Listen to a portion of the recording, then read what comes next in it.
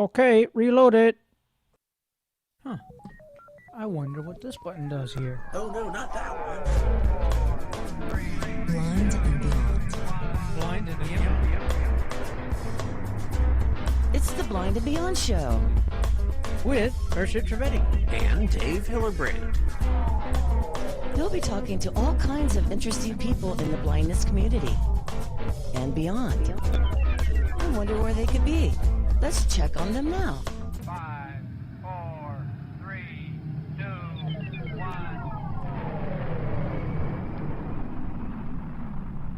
Hey Hirsch, something weird is happening, man. I think we're landing. Wow.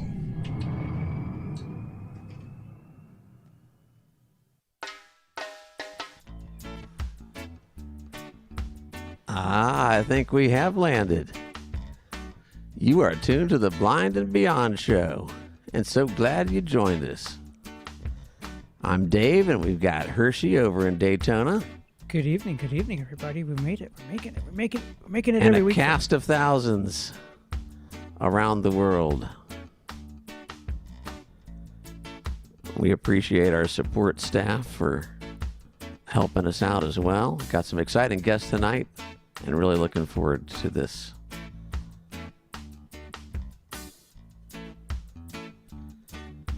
Hirsch, what you been doing this week, man? Anything exciting? Man, did you see that rocket? You know what? Somehow or another, we just missed it. Same here, man. It was a But bummer. It's so much historical stuff happening, you know what I mean? Like, do you remember the first time you ever, imagined how the rocket went? Were you around when Apollo went up? I was around. In fact, I could see just a little bit at that point, so I could. Snap, for real. Okay. Yeah, So- not real well, but enough to be able to.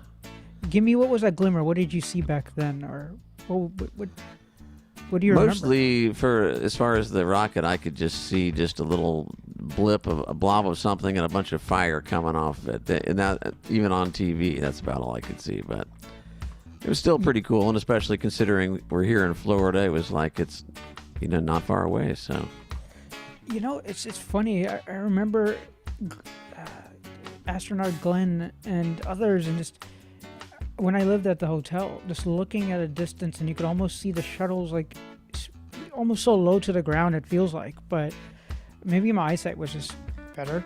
But what was really interesting is I remember distinctly my portable in 4th grade rumbled. I was in a portable for Miss Althouse, and interestingly enough, she went into the education TVI, teacher visual impairment field, later on in life, I believe. But I still remember vividly like the whole portable rumbling.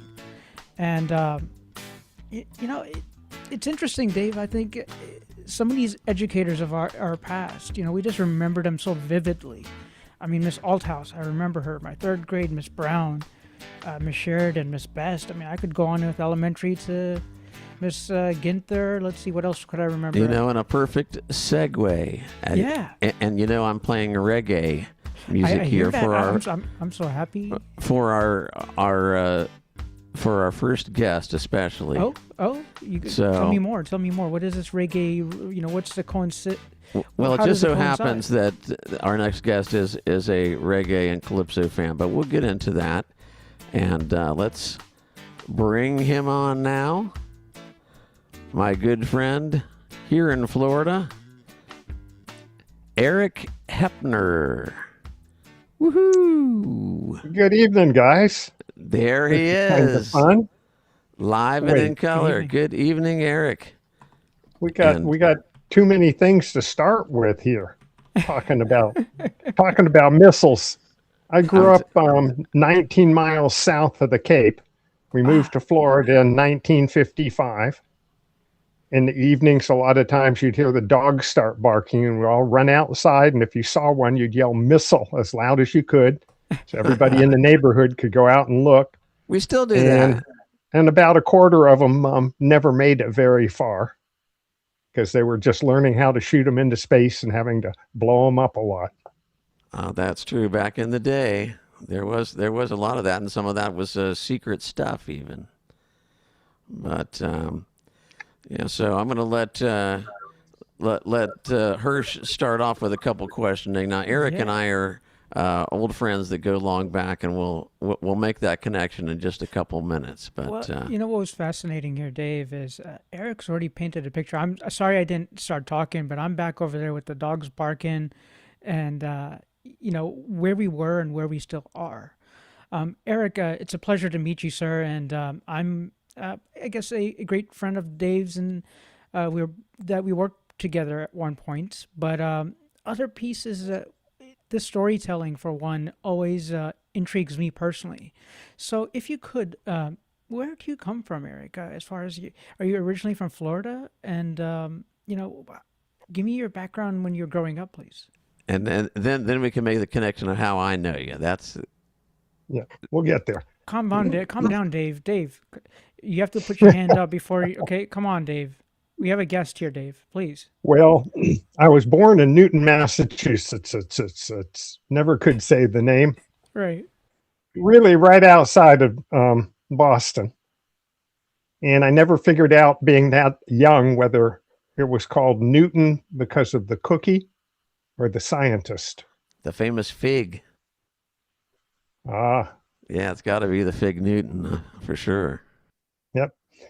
And then we moved when I was 1 to Long Island, and when I was 2 to New Jersey. Jersey, huh? Yeah. And then when I was 4, there'd been a little silver ball shot up into space, and all the Northeast electronic engineers headed to Florida.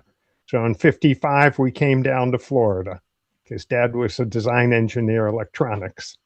Came down for a company called Radiation Incorporated, okay, which later merged with Harris Semiconductor in Palm Bay. So I grew up in Brevard County, and we had a huge influx of students. So all the schools were overcrowded, and they were building brand new ones as fast as they could. So I went to pretty much state-of-the-art schools all through elementary, middle school, and high school.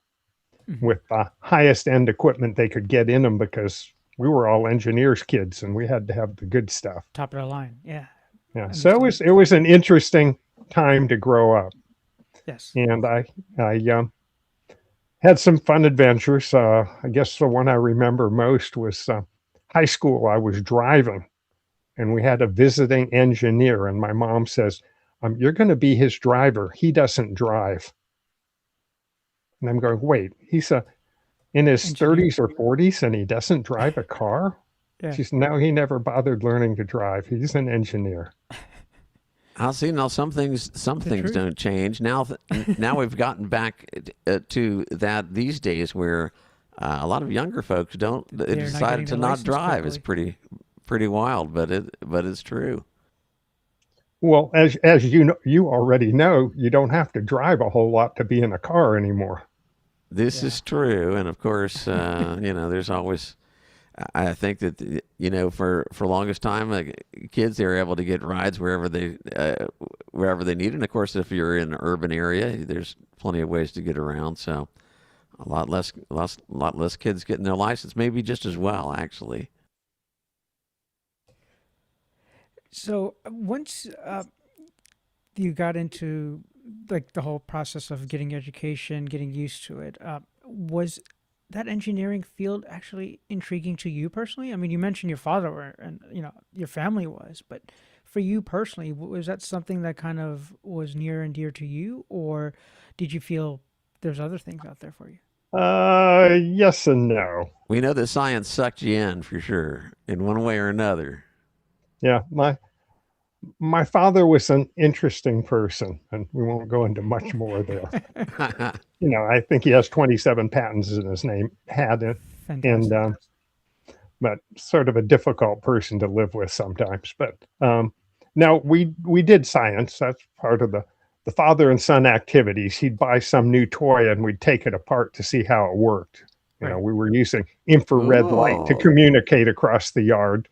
Had these little handheld devices, and they'd modulate an infrared beam of light, and at the other end you had a receiver for it. So you were talking over, oh, they're just starting to do that on lasers. I just saw it in a magazine I was reading yesterday. But same thing, modulated Same light. concepts. You know, we always were taking things apart to see how they worked. Yes. That was part of the game. You know, Dave has been an incredible friend to me and helpful in my own journey of education in the ham radio field. Are you a ham radio operator? Yes. Yes. Okay. In the 70s, I was a hardcore illegal CB operator with my 500 watts of power and my fancy Chinese rice birder radios. And say it's not so. Illegal operation. Goodness gracious. And it all changed my first year of teaching. How so? I came in the middle of the year to take over a class. I was just finishing off my master's degree and working at Orange County's Environmental Education Center, which is a whole nother road to go down. But cool. I came to I think it was an 8th grade classroom. I was trained for biology, and all of a sudden I was doing earth science or something bizarre. I can't really remember. The guidance counselor walked me down to the room. The guy who was in the classroom grabbed his briefcase, ran out the door, jumped in his VW microbus, and squealed the tires, leaving the parking lot. So I became mildly concerned on what I got myself into. She introduces to me the class, and I say, hello, and they say, hello, and then as she's going out the door and it's closing, she comes back and goes, oh, by the way, the boy in the back is blind. Have a good year. I have to give just a very slight piece of background information, and that is that I was that 8th grade kid, and in 7th grade was the first year here locally that blind kids in public school would go to their local the local junior high. So this was not something that was practiced and a well-oiled machine. This was something brand new. They had not had any blind kids at Maitland, and of course, or at Maitland Junior High, where I was going. Dave, were you the actual first class? Well, I was myself and several other people in middle school. There was, I forget what school he was at, but when I was working at Mead Gardens, we had I'm not sure whether he was completely blind or extremely visually impaired, but he went on the mud walk with us and had drier feet than anybody else because he was feeling the tree roots with his toes or something. I don't know. Right. So, and he ran track also. So he was in one of the schools in Orange County. Well, probably a year before Dave. Back in the day, it was all the blind kids before my 7th grade class went to one specific school in Orange County, Meadowbrook. It was the school. In fact, there's even a Sunrail station after that. Yeah. So so my 8th grade, Lucky Eric gets this blind kid dumped into his class, and the interesting thing is the teacher who had pawned me off to him, should I say, the gentleman that squealed out of there, he didn't mince words. I actually heard him say, "No, this is not going to happen. I don't. Having a blind kid is going to be way too much hassle in my class." And he, nowadays I don't think he could get away with saying that out loud anyway. But he had no problem with it. That just seemed like way too much for him. And strangely enough, this crazy guy Eric, he thought just the opposite. He said, "Cool, let's try some interesting stuff." So talk about a total 180, for one person that was willing to accept it. So as far as education is concerned, Dave and Eric, was this a biology class, or what kind of class was this in 8th grade? I think it was an earth science class, if I'm not mistaken. I was even more concerned about myself because I'd never really studied earth science. I'd studied to teach biology. So here I am in a strange class with a really interesting guy. I mean, Dave was just too much fun. I was a little afraid to first talk with him much or anything. And he still had enough sight. We were doing a series in parallel circuit lab. and they're supposed to be looking at what made the light bulb brightest, series or parallel, with light bulbs and batteries. And on his lab report, he wrote, in series, it glows dim as a ghost. Yeah. And I try that's to a get line creative we writing still, in here. and that's a line we still use at this house. There's a lot of little lines that come from classrooms that we talk about here at the house. The light bulb or something's not bright, it's dim as a ghost. So let's give the audience an idea of one of the ways that Eric tried to make sure that everyone understood about electronics and series and parallel. He had an interesting experiment with the class that I got a lot out of, and I still remember to this day. So please share that with us if you know which incidents I'm talking about. I think so. Is that when we had the hand crank generator? Yes, we were holding hands in class. It was a very special time there. Yeah, we had everybody hold hands, and we had a hand crank generator that when you crank the crank real fast, it would put out a very high voltage. Interesting. Not much current, but a high voltage. I'm so glad that I went into the ham radio first, because you guys are taking me to my technicians, because series and parallels, and I mean, this goes back to questions on the exam. But carry on. They didn't cover this, I bet, though. Well, with that and Go just right the ahead fact of playing with different tools, and so to both of y'all, how was that translating to somebody that had less sight, to teach them in a tactile manner? Was there something that you adjusted personally that maybe? Well, I relied on Dave a lot to help me figure out what I could do to make it better for him. Well, Right. for demonstrating electricity, he definitely did some adjusting. So explain what you actually did for the class. Well, which one? So he's cranking up this little generator, and actually, and the class is holding hands around the room, making a big circle. A And he full series. sends a minor jolt of electricity through the class, and everyone felt it. So that was his demonstration of how series electricity works. But you must hold hands in the series, right? Which stuck in my mind to this day, that principle. So it worked very nicely. Thank you. If I have to teach a little kiddo around here, hey, in series, this is what you get. Yeah, just you want to keep the amperage down, though. That's important. I would say, right, Eric? Well, But go ahead. But this guy kept telling me I could learn Morse code. I'm mildly dyslexic, so I had a lot of trouble. Right. He did manage, though. But you still did it, right? It's still taking what you can or cannot do. Again, we didn't understand the material before you taught it, for example, whatever subject that might have been. So, when I look at anyone in a classroom, whenever you're amongst educators, I just really do applaud you for having that open mind to say, well, you know what, maybe we'll learn from each other. Because I think and to give you an idea of what he would do for adapting things, sometimes we weren't able to get like a pop quiz done in Braille in time. So Eric decided, well, since both of us know Morse code, to do a pop quiz in Braille. You're accountable, huh?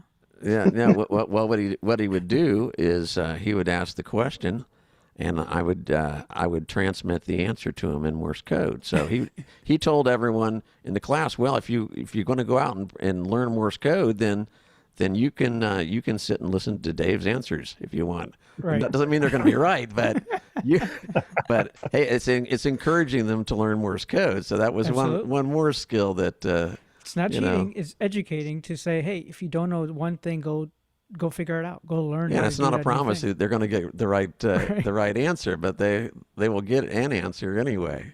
So Dave remembers this story, Eric. What do you remember as something of another glimmer? If we could go back. To what now?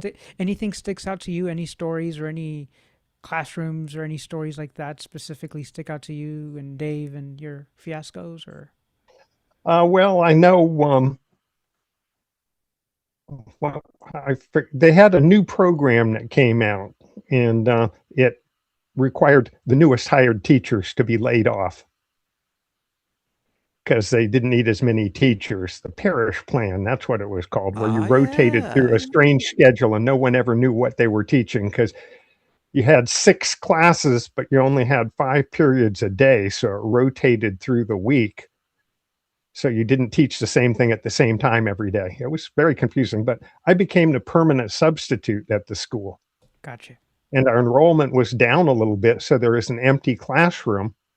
And if no one was absent, I had this room to sit in and hang out in. So I brought in my illegal CB radio, my big Yaesu, and made a 3 inverted V antenna that I put up on the roof and ran down. And when Dave could get over there, he'd come in and we'd turn some frequencies and he'd get on and talk. And I'm going, this is too much fun. Yeah, talk to people all over the world with that little dipole. When I was on lunch, he had a great little setup there. It wasn't a ham club, but it was still a great chance for me to be able to get on. So I love that. I certainly remember some other different experiments and stuff with Bunsen burners and whatnot, where it was, I never got burned, which is good. But Eric wanted to make sure that I was able to experience the majority of the stuff. So he would make sure that I was able to feel the apparatus and know exactly what was going on, and stuff that I'm sure that teachers today would probably be afraid of, but he jumped right in there, was ready to go for it. Matter of fact, Dave, great point.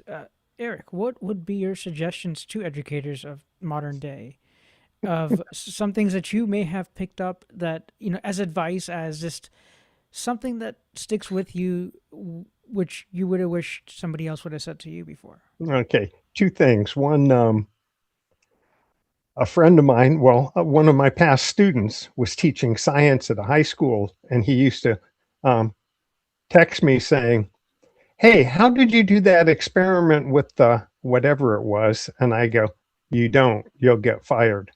Because the stuff I used to do, they didn't have as many rules.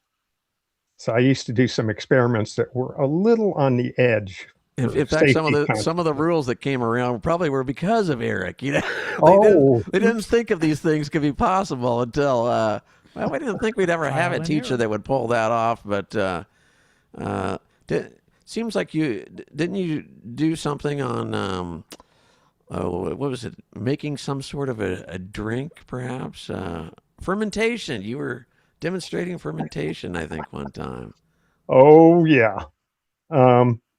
It's important for everyone to know how that works. I was teaching gifted, and there was no curriculum for gifted. I'll get back to your other question in a minute.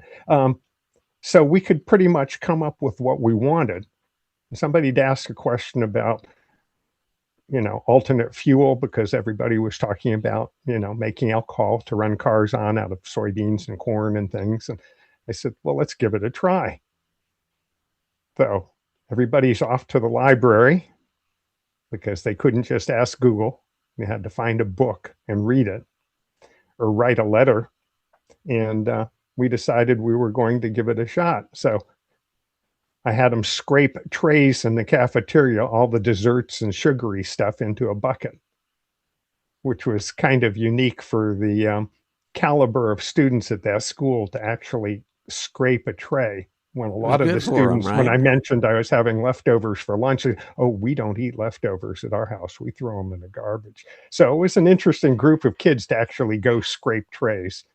And then we'd boil it and make it sanitary. And then we'd add some yeast and let it sit. And we'd done research, and we made a still out of an old stainless steel fire extinguisher.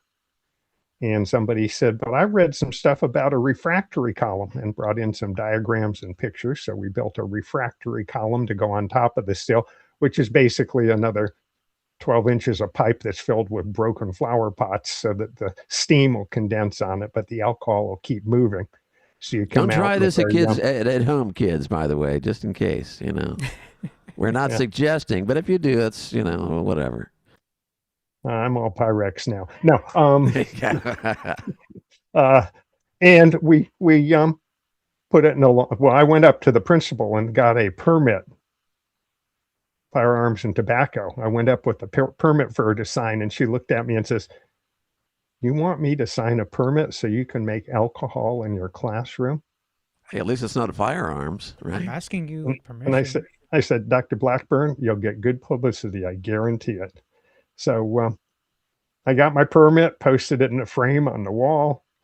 We denatured our alcohol as soon as it came out of the still to make it poisonous by adding some methanol. I guess we added, rubbing alcohol or something, because that's part of the form. We Kicks put it it up a in an old notch. lawnmower, opened up the carburetor a little bit more because it needs a little more fuel, and mowed the lawn. And the press came out and did a story on it. Sweet. So that was a fun one too. It You was were gone by famous. then, though, Dave. Yeah, I'm afraid so, but I did read about it, and Now, and I now was you so asked- proud of you. Yes, I didn't poison. No one got poisoned. That's right. Your question about educators today. Yes, sir. I left in the middle of the year because I felt things were so scripted.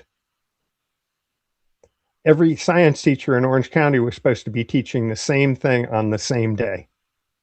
Wait, what? Same day. Same day, same That's lesson. scripted, all right.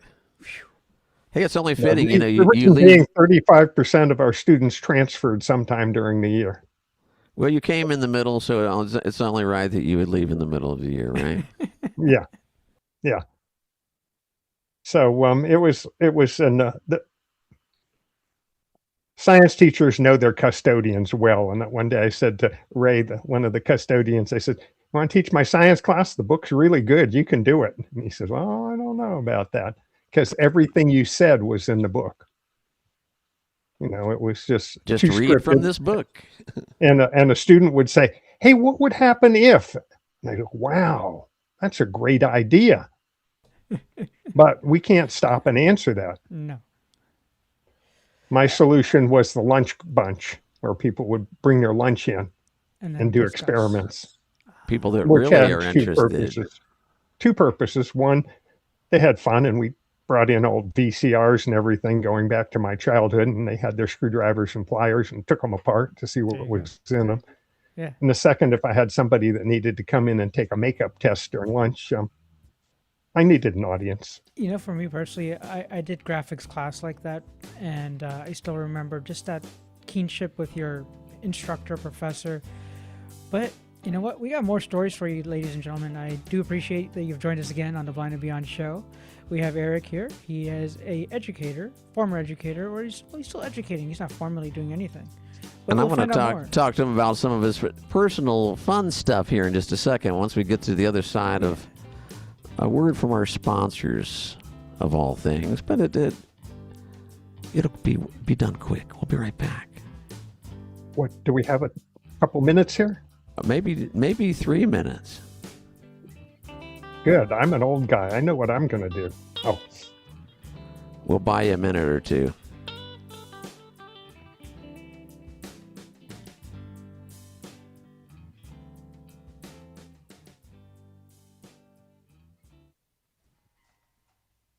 The revolutionary Cadence Tactile Tablet is your gateway to a new world of electronic access and communication. At Touchable, we're dedicated to bringing the Cadence tablet's true multi-line braille, tactile animation, and powerful learning tools to the worldwide blind community. The Cadence tablet is shipping today and available for purchase at the Touchable online store. Visit gotouchable.com.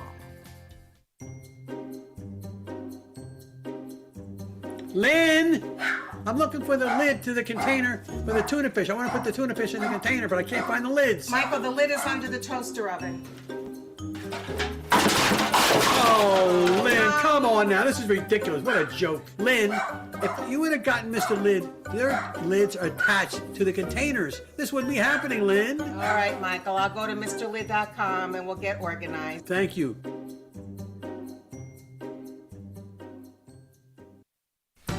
Tired of losing the lids to food storage containers and cluttered cabinets? Well, Mr. Lid Containers solve that with their unique attached lid design, making them easier to find, use, and organize. With sizes from half a cup to 1 gallon, they're stackable, food safe, and easy to clean, making your life easier. Get yours today at MrLid.com. Use code BEYOND15 for first-time customers. That's MrLid.com. At the Carroll Center for the Blind, vision loss isn't the end, it's a new beginning. Since 1936, we have helped individuals of all ages build the skills, confidence, and independence to thrive in a sighted world. From technology training to mobility and career readiness, we don't just teach, we transform lives. Take charge of your vision loss journey. Visit carroll.org.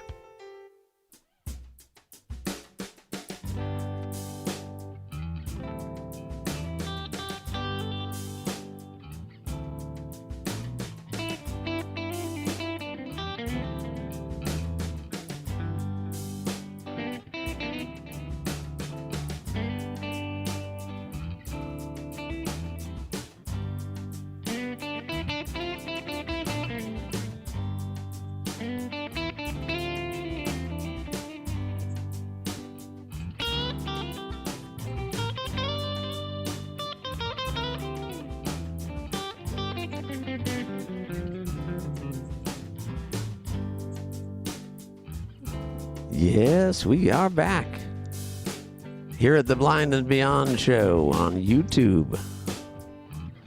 I'm Dave, and we got Hershey and my good friend Eric Heepner in the wings. We were just talking some cool stuff about education, and we can finish up with that a little bit if you like, but I'd love to talk about what Eric does for fun, because now that he is retired, he is into all kinds of very cool things. And one of them is storytelling, which you'd never know that Eric can tell a story or anything, but it's true, he can.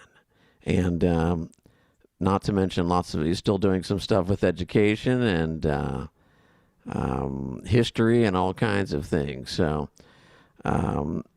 getting back to education there, anyway, Eric, I'm kind of curious, how long ago you got out of teaching, and was it the system in general, or what finally, aside from reaching that magic number, what made you decide to quit teaching and have fun full time?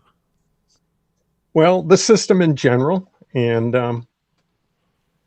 when Chris and I got married, we started planning for retirement. And we were ready because we'd planned for 35 years to have enough money for retirement and do what we wanted. So it was time. And, I understand. And there you go. All you young folks that don't believe it can work out. If you actually save, sometimes those goals can be made. I'm curious, in your teaching there at Maitland and wherever else you taught here in Orange County in Florida, did you land up ever having any other blind students after myself, or was I the one and only? You were the one and only. I broke the mold. I had some visually impaired, where we had to print everything on what the copy lady called the big paper. Because everything was enlarged with the Xerox machine, because we had them then, and printed on broadsides, the big double-sized sheets of paper. Oh, yeah. And then partway through the year, he switched eye doctors, and all of a sudden, his new glasses, he could see fine. Oh, good. No, I'm curious with I know now you quit teaching in what year? Approximately. It's about 15 years ago now, I guess. Okay. So I know you're Go ahead. I was going to say, I know you're still very involved, maybe not in teaching directly, but still in science, because I called you a week or so ago, and you're going to some type of conference on environmental sciences or something. Tell us a little bit about that and your passion for the environment, which I think is very important. Oh, now we're getting down that other road. We're at the fork in the road. Oh yeah, well, we got some more forks coming. So somehow I got involved in environmental education, and shortly thereafter I got involved in music and booking and managing. But there's a different fork in the road. Environmental ed. We used to take students to a 5th grade camp out at Wekiva Springs State Park, and they'd spend the night and come back. And I started volunteering to go out there in the evenings, especially when they needed another adult to stay in a cabin. And we went out with you, huh? Of all people. We used to go out with the 7th graders, but they decided the 7th graders were a little bit old to be running amok in the woods with the males and the females, so they went down to 5th grade. Smart. But I was at a meeting there, and somebody said, "Oh, do you know about Project Wild?" And I said, "What?" And they said, "It's a great program. It's just starting in Florida. It's a environmental education program that teaches students how to think, not what to think about the environment, using interactions with animals." And I met the guy who was running it in Florida, and he got me as an instructor to train more teachers on how to use it. So we used to go up to the Ocala youth camp and get 30 to 60 school teachers for a 3-day weekend. And a lot of them had never gone out in the woods or in a bunkhouse or anything like that. So it was quite an adventure for them. And I ended up teaching canoeing and orienteering. Orienteering is a sport that's not used much anymore because you don't need a compass to do things anymore.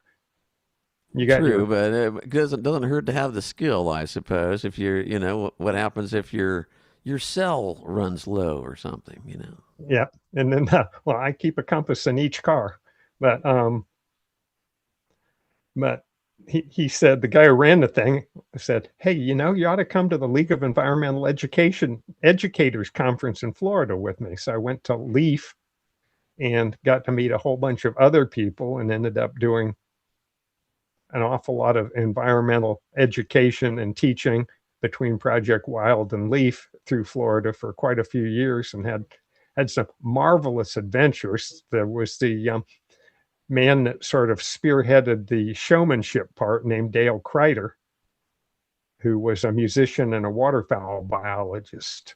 And they let him quit waterfowl biology and started letting him entertain at environmental education centers. And that's where the road to music came in, because he sort of said, "Hey, you ought to go to the Florida Folk Festival sometime." Oh yeah, no, well, well, I understand there's a famous storyteller that goes to those on occasion too. So I'd like to go just for that reason alone. And I do want to talk about the storytelling, but first I want to kind of along the education and science line into history.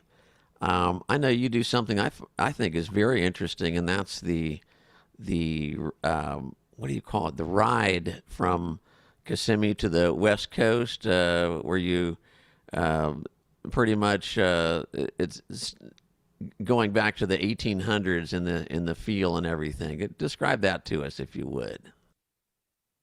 Oh, the cattle drive or whatever it is. The Great Florida Cattle Drive.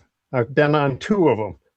The first one, I had no idea what I was getting into. I told Larry Ellis, the organizer, an Orange County employee that organized big events quite well. Well, a lot of people, it takes a year to organize that event. He said, "You want to come down and tell some stories?" And I said, "Sure." And then I never heard a thing from him. So a week before, I called him and said, "So what day do you want me to tell stories?" And he says, "Well, what days do you have open?" And I said, "I kept the whole week open." And he said, "Come on down. We want you to tell them all week." No, I turned into being a run and get it. ran around getting this and getting that and solving people's problems, or That's important. That's very important. or hauling people back to their trailer because they couldn't handle it. It was an event billed not for sissies. You'd get on your horse in the morning, they'd give you a hot breakfast, then they'd give you a sandwich. You'd ride off all day long. You'd come in at night. There'd be a lot of good high carby food for you. And if you wanted to wash, you could use a bucket and take water out of the horse trough and move away from there. They didn't want soap in the horse water, and rinse off. And the big fancy thing was a truck full of portalets would eventually find us and set up, so you didn't have to go dig a hole. So it was pretty rough, especially since it was below freezing for 2 nights and it rained all but one day of the week. And the water was coming up. I said, water was coming up one time. I said, Larry, you're supposed to camp on the lake tomorrow, aren't you? He says, yeah, I was just over there. It's 2 inches underwater where we're going to camp under the big oak trees on the shore of the lake. I've got to find a new campsite. I go, how do you do that? And just then I heard the helicopter. He called the Seminole tribe and they brought their helicopter down so he could go up with a map and look and figure out a route they would take.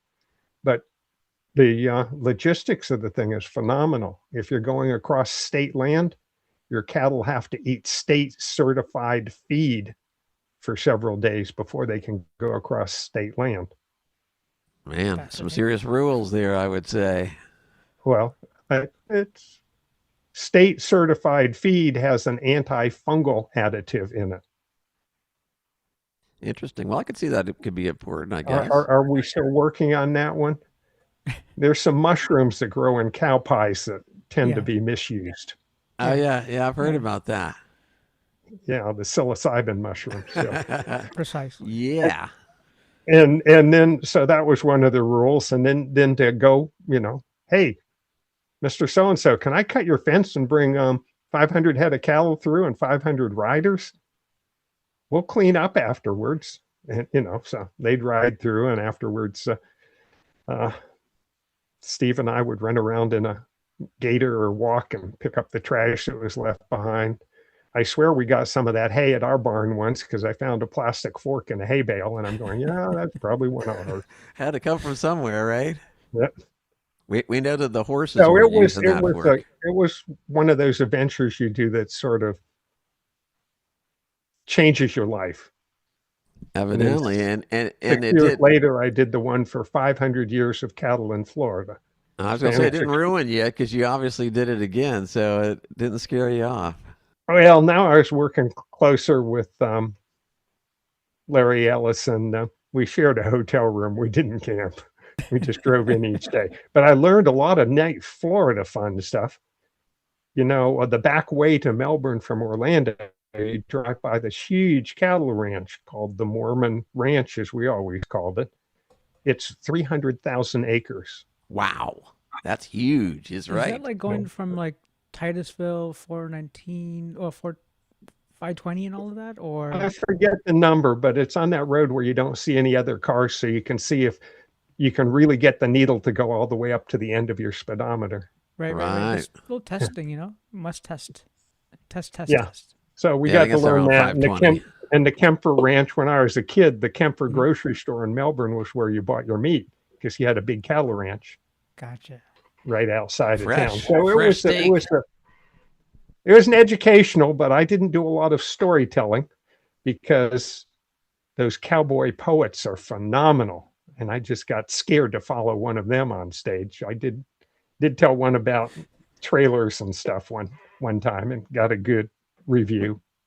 Well, so you did mention storytelling, and that's a good segue to get into one of your other pastimes, because you did mention that you're into music and that you had managed a few bands, but I know at these some of these folk festivals you've done some storytelling, and I'd love to hear how you got into that initially. And I guess these are stories that you made up of your own life or history, and maybe at some you might share a little story with us, if you would. Actually, if you got one now, I mean, my special request, though, I have to put in, if you're willing, and that I would love to hear about one of your growing up stories, because it reminds me a little bit of our Blind and Beyond founder Michael, when he had when he could see there was a bulldozer behind his house, and he accidentally bulldozed one of the neighbors' houses. But you had an interesting thing in your childhood with welding. You were an amateur welder, and if you feel up to talking about that, I'd love to hear it. This will probably take up the rest of our time. I'm trying to remember. I think it's 8 to 10 minutes, depending on how carried away I get on it. Well, don't you worry. We're not even gonna time you. So you're good. Okay, that gets back to my training on stages and timing. But anyway, okay, I think I can do that one off the top of my head. Unless there's something you prefer. I mean, I don't want to ruin the flow. So if you got something else in mind, I'm good with that too. That means he'll start playing music. I mean, we'll know. We'll know. He'll just start playing music. Oh yeah, okay. I need to get off the stage. You're done. You're done. Instead of the you want to know how I got onto music, right, Hirsch? Yes, I mean, well, I want to know a little bit of all of it. So too. we could maybe do a little remix story, a little snippet of here and a little bit of music. Okay. I'll tell a different story. Sorry, Dave. But yeah, the music. So I'm working with Dale Kreider, and we're doing these events out in the National Forest with the teachers. My favorite one, of course, is he's going along showing them edible plants, and somebody says, "These don't taste good." He pulls a packet of Newman's Own out of his pocket and squeezes it on the plant and says, "Try it this way." And we're walking along, and he's having way too much fun. And then he stops, and he turns around and goes, "Eric, do you know where we are? I'm lost." Oops. He didn't have his compass with him, huh? So he's doing the mosquito mantra. He has everybody circle up and go, "Hmm." And I'm looking at footprints in the sand, trying to figure out which way we came and if those are our prints or some hunter's prints, and cupping my ears and listening for highway noises to get a reference on where we are. And we made it back in time for dinner, but it was interesting. Well, anyway, Dale said, "Eric, you ought to come up to the folk festival. Go to the pass gate and tell them you're my dobro man." I said, "Dale, I like you calling me your bro, but I'm not cooking for you." What's this dobro thing here? I had no idea what a dobro was. Till later on, somebody says, "It's a guitar with a hubcap in the middle of it." I said, "Oh, okay." Almost, yeah. I mean, so then I got in with guitar kind of thing. Starting up band. Carrie Hamby and the Mayhaws. Well, she had another one before that, Singing Biscuit, but the Mayhaws was a big one. And we did some booking, and I went on tour with the band. Yes, everything you hear about going on a tour with a band is true. I knew it. And then I started listening and just enjoying music. So I go to a lot of festivals, and I know an awful lot of musicians. And then when I go to a bar and hear somebody playing, my wife and I look at each other and go, "Ooh, they're not very good, are they?" Because at these festivals, you're pretty much hearing the best in the Southeast or in the state of Florida. So it spoiled us a little bit on live music, but we have fun. Okay, so that's how the music got going and how I got involved in that. Yes, I'm tone deaf. I can't play a note. I grew up in a house with a baby grand, and all I did with it was, if you open the top and put a marble on the strings and roll it, it makes this really neat noise. Woo. Very pretty. Dave, so let me do a short story for you. Yes, please. That's not gonna hit the targets you want me to hit, Dave, but any and all targets are good. Yeah. You're the one that's telling the story, so I'm going to enjoy it. I guarantee that. Okay, I had a friend call me one day and say, "Hey, Eric, can you help me move a piano? I'm down here at Rediger's Flea Market on 441, and I just bought this upright player piano. And you got your big Dodge window van." I said, "Well, Tom, how big is it?" There's a little silence, and I hear something rattling around. I guess he had his tape measure out, and he gave me the size. I measured the van. "It won't fit through the back door. Let me try the side door." Wouldn't fit through the side door. I said, "It's not going to fit, Tom." He says, "Well, I'll call my father-in-law. He's got a trailer. I'll tell him you're coming over to borrow it." So I cruise into Max Krebs' driveway, and he's under this huge oak tree, raking rotting leaves out of this old trailer. It was a U-Haul rental trailer. You might vaguely remember them. This was an open-topped one. It was originally bright orange with a big black U on the side. And up across the top was a steel pipe painted white where you could tie things onto it. That's not what I was looking at. You could barely tell the orange color on the side and the vague ghostly outline of the U. The metal pipe was all bent up and chipped off. There was only a little bit of white paint left on it. So I go over and Max is raking away and I hear this. And I look in the trailer and half the floor is old license plates that have been nailed over rotten boards. He steps out after he gets his pile of rotten oak leaves out and gives the tire a kick. Little dry rot, but it should make one more trip. Filled them up this morning. Seems to be holding. You got the right size ball? I said, what? For the hitch, the right size ball. And I said, well, I don't know. I found the ball on the side of the road on a bike ride and my bumper had a hole in it. So I put it in and got a bolt and screwed it on. I only used it a couple times. I hauled 6 trailers for Game and Fish Commission once when I was leading a canoe trip. Good enough. We were crossing Payne's Prairie when a wind came up and blew them all off. You might have seen it on the news. We blocked both lanes of the interstate at Payne's Prairie for a while, grabbing those canoes and getting them tied back down. But other than that, I don't know much about trailers. And he says, well, let's put it on, back up. So I backed up and got pretty close to where I was supposed to be. And we sort of manhandled the trailer and dropped it on that hitch ball, flipped over that little lever, grabbed the tongue and gave it a pull. And it didn't come off. So it must be the right size. We flipped the little lock down, put the pin through that goes in there, got the chains. The chains, you know, they have an S hook on the end of them. And you hook them on your trailer hitch for safety. These were not S hooks. They were almost flat and really rusty. And we're dropping them in the holes. And I say, these aren't going to do anything. He says, well, it'll make you legal. So they're so rusty, they'll just break. Not so much for safety, though. So then he said, okay, give your brake pedal a push. So I went and pushed my brake pedal. He says, your brake lights work. That'll be okay. You can use your hand signals, you know. Whoa, hitting the microphone. Hand signals out the window if you need to. And I jumped in the car and took off. I get up to Redditor Flea Market and I see a cement loading ramp. And there's Tom on top of this loading ramp with this huge upright player piano, gorgeous carvings and wood all over it. So I back up, sort of. It took me 4 tries to back that trailer up to the loading ramp. You know how it is when you're backing up a trailer, people are always going, and you don't know what any of that means. You turn the wheel right to make the trailer go left. So it took me a while. I finally bump it right into the ramp. I get out and Tom says, hey, while you were doing that backup ballet, I loaded a roll of paper. The roll of paper is full of little holes and you put it on and wind it up and you flip this lever and the paper starts spewing through and the keys start dancing on the piano. It sounded like chase music from an old silent movie. That's cool. He shut it off. We started to push that thing into the trailer. You can see I don't do this sitting down very often. Put that thing into the trailer and we couldn't move it.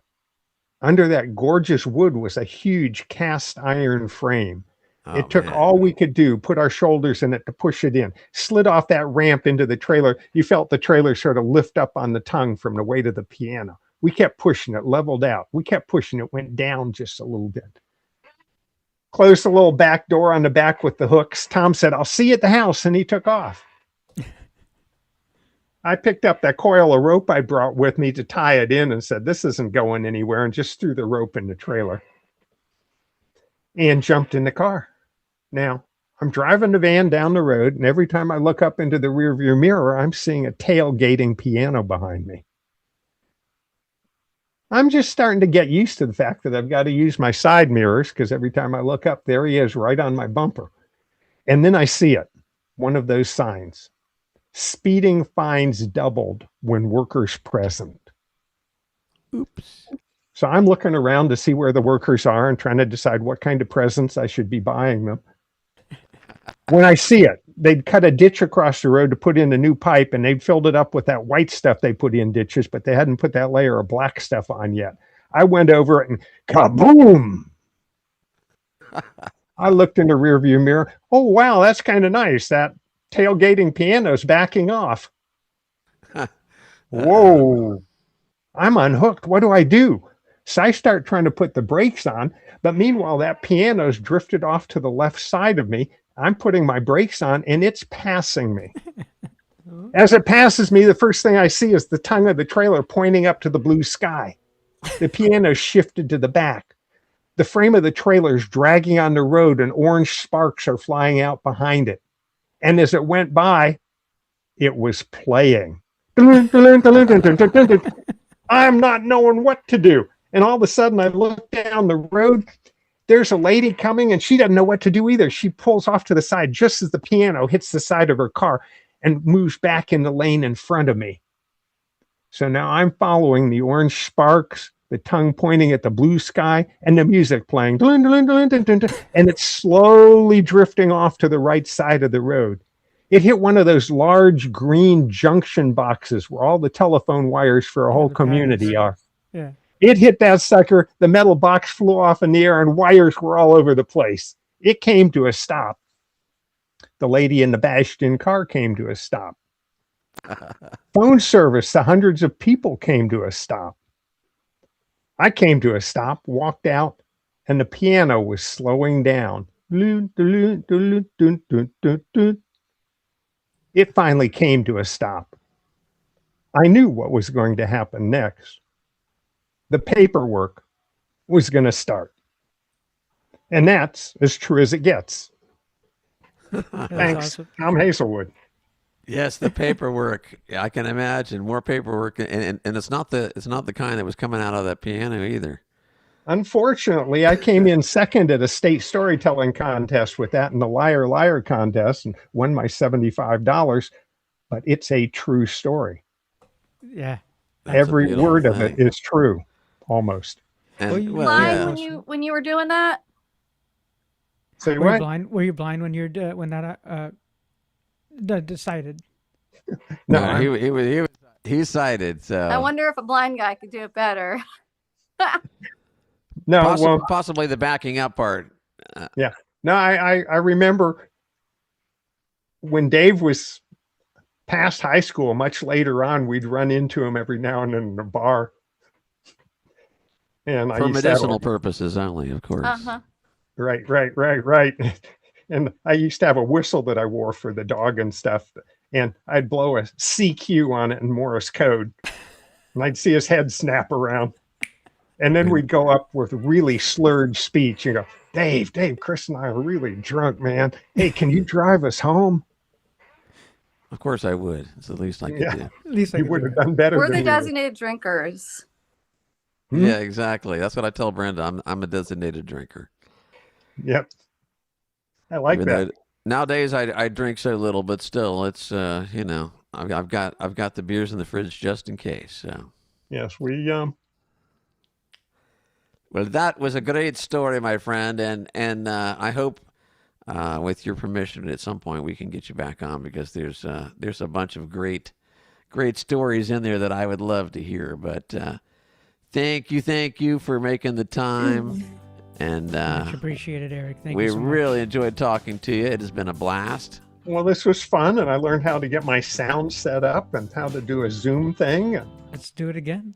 You done I good, got my mister. sound set up and how to do Zoom and video, and We Dave loved it, will and Dave thank you will for- walk us out with the bumper on his. I'm just trying to make sure we see get what I mean? both Like, get he's in at the the thing. Can you Grammys, move and your he's chair up? he's gonna get us out of the.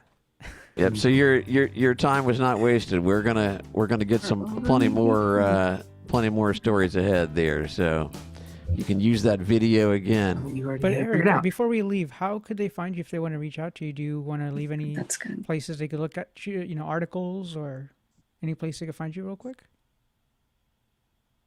think Eric's trying to be not found. That's okay. I mean, he's that's trying fine. trying to fly below the radar. But you can jump on If you're in YouTube Florida, and you'll if you're see some if you're in cool. this world, Right. And just for think of Eric. storytelling, I go by the name Tell 'em Tall, all one word. Tell 'em Tall. call. Nice. Oh, And yeah. do you have any folk festivals or anything you're coming up to here soon? Not that I'll be doing anything out until the Florida Folk Festival up at the Stephen Foster Memorial Park, basically I-10 and I-75 on the banks of the Swanee River. Oh yeah, that's always a big one too. And also, I forgot, there is one coming up sooner, the Bartram Festival in Palatka. Bartram was wow. a Florida naturalist. Well, next time we talk, remind me to tell you a story about Palatka. I've got some fond memories of Palatka and a hitchhiking incident. Ooh. Trying to Dave. hitchhike home from Palatka. So But it's I can match you on stories on this one, buddy. Such Well, pleasure to thanks hear for both having me. stories. Thank you, Eric. Yes. It's been great. Thank you, and And- look forward to seeing you again. Best to Chris. Okay. And I'm about to get on 440, Dave. Ah, very good. Well, I'll be Brett checking you Wellman out. just bought a 440 rig, so when I'm up in Tallahassee, I'll have to figure out how to get on there.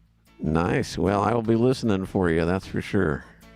Yeah, I need to get a decent 2-meter and 440 antenna at the house so we can make it across town. Okay, great It'll talking with happen. you guys. I'll let you move on. There's people waiting. I Thank see you you. so much, and best to Chris. Thank you. And that was Eric Okay. Heepner. Thank you. Bye. Loved that, and hopefully we'll get Eric back on with us soon. And we'll be back very shortly Yes, with indeed. our next guest. And I'm excited to have our friends from Tennessee coming in here in just a minute. So Yes, be indeed. right back with them. All right.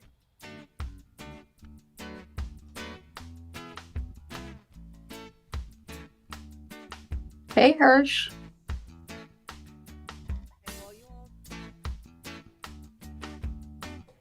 Hey, and we'll be right back, ladies and gentlemen. Just wait for this one short break and a little word from our sponsors. And thank you so much for joining us on the Blind and Beyond show. And hey to I our was guest, trying to turn it up. And we'll get with you shortly. Got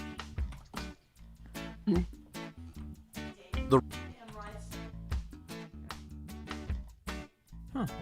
Hmm. I wonder Be what better this if it's button down is. anyway, so in case of echo. And close the door.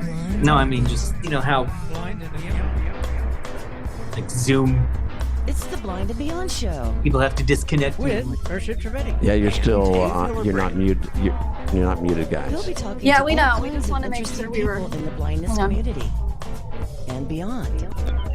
I wonder where they could be. Let's check on them now. 5, 4, 3, 2, 1. Hey, Hirsch.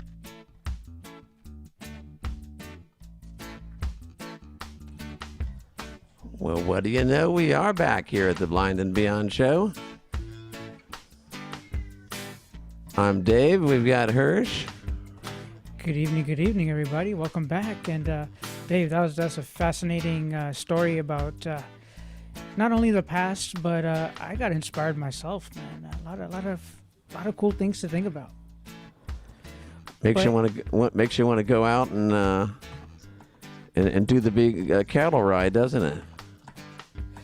Well, for me, it honestly brought back a lot of memories and the way Florida and just a basic nature, I guess. And of course, your fascinating stories were funny, but at the same time, what I really feel this really builds strength on, Dave. I mean, you're in Orlando area, and I'm in the Daytona Beach area. However, it's building up on the strength of community, I think. And again, I haven't really met Eric in person. However, I felt like I knew him for years, and I was in his classroom. However, not every area. I mean, you guys mentioned talking about Palatka and all that love that you show amongst each other. But what about those little towns, Dave? That sometimes in even different states, Matter of fact, we have friends in states like Tennessee and Kentucky, for example. And not to say that they don't have resources, but what's your feelings on small city, small place? If you don't have, I mean, I'm originally from Chiliota, right? Well, not originally, but I lived in Chiliota, which is super small in the Orlando area. But what's your take on that, Dave? Well, of course, Chiliota is still in the metropolitan Orlando Oviedo, area, or- where some folks that live in rural areas certainly do not have the same opportunities and don't have the same chances to pick up skills especially if you're blind or are hearing impaired. So I'd like to bring someone in who has experience with that, growing up in small towns, and of course now she's in a pretty big town of Nashville. But let's bring in that special guest. Go right ahead, Hirsch. Well, without further ado, I would like to introduce you to Kelly and Rory, coming in from Tennessee. So welcome to our show. Thank you. Howdy, howdy, howdy. Howdy, howdy. Thanks for having us.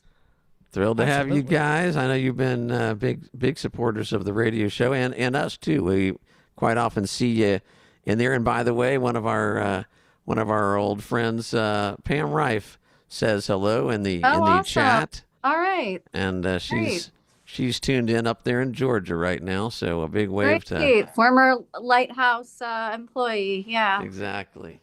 So we love Pam. So appreciate. You know what? We all know this mutual person. I just want to say a quick thank you to her, if you wouldn't mind, please, Dave, please. No. I want to say a quick thank you to Brenda. Miss Brenda, thank you so much for being Yes. so involved in the chat.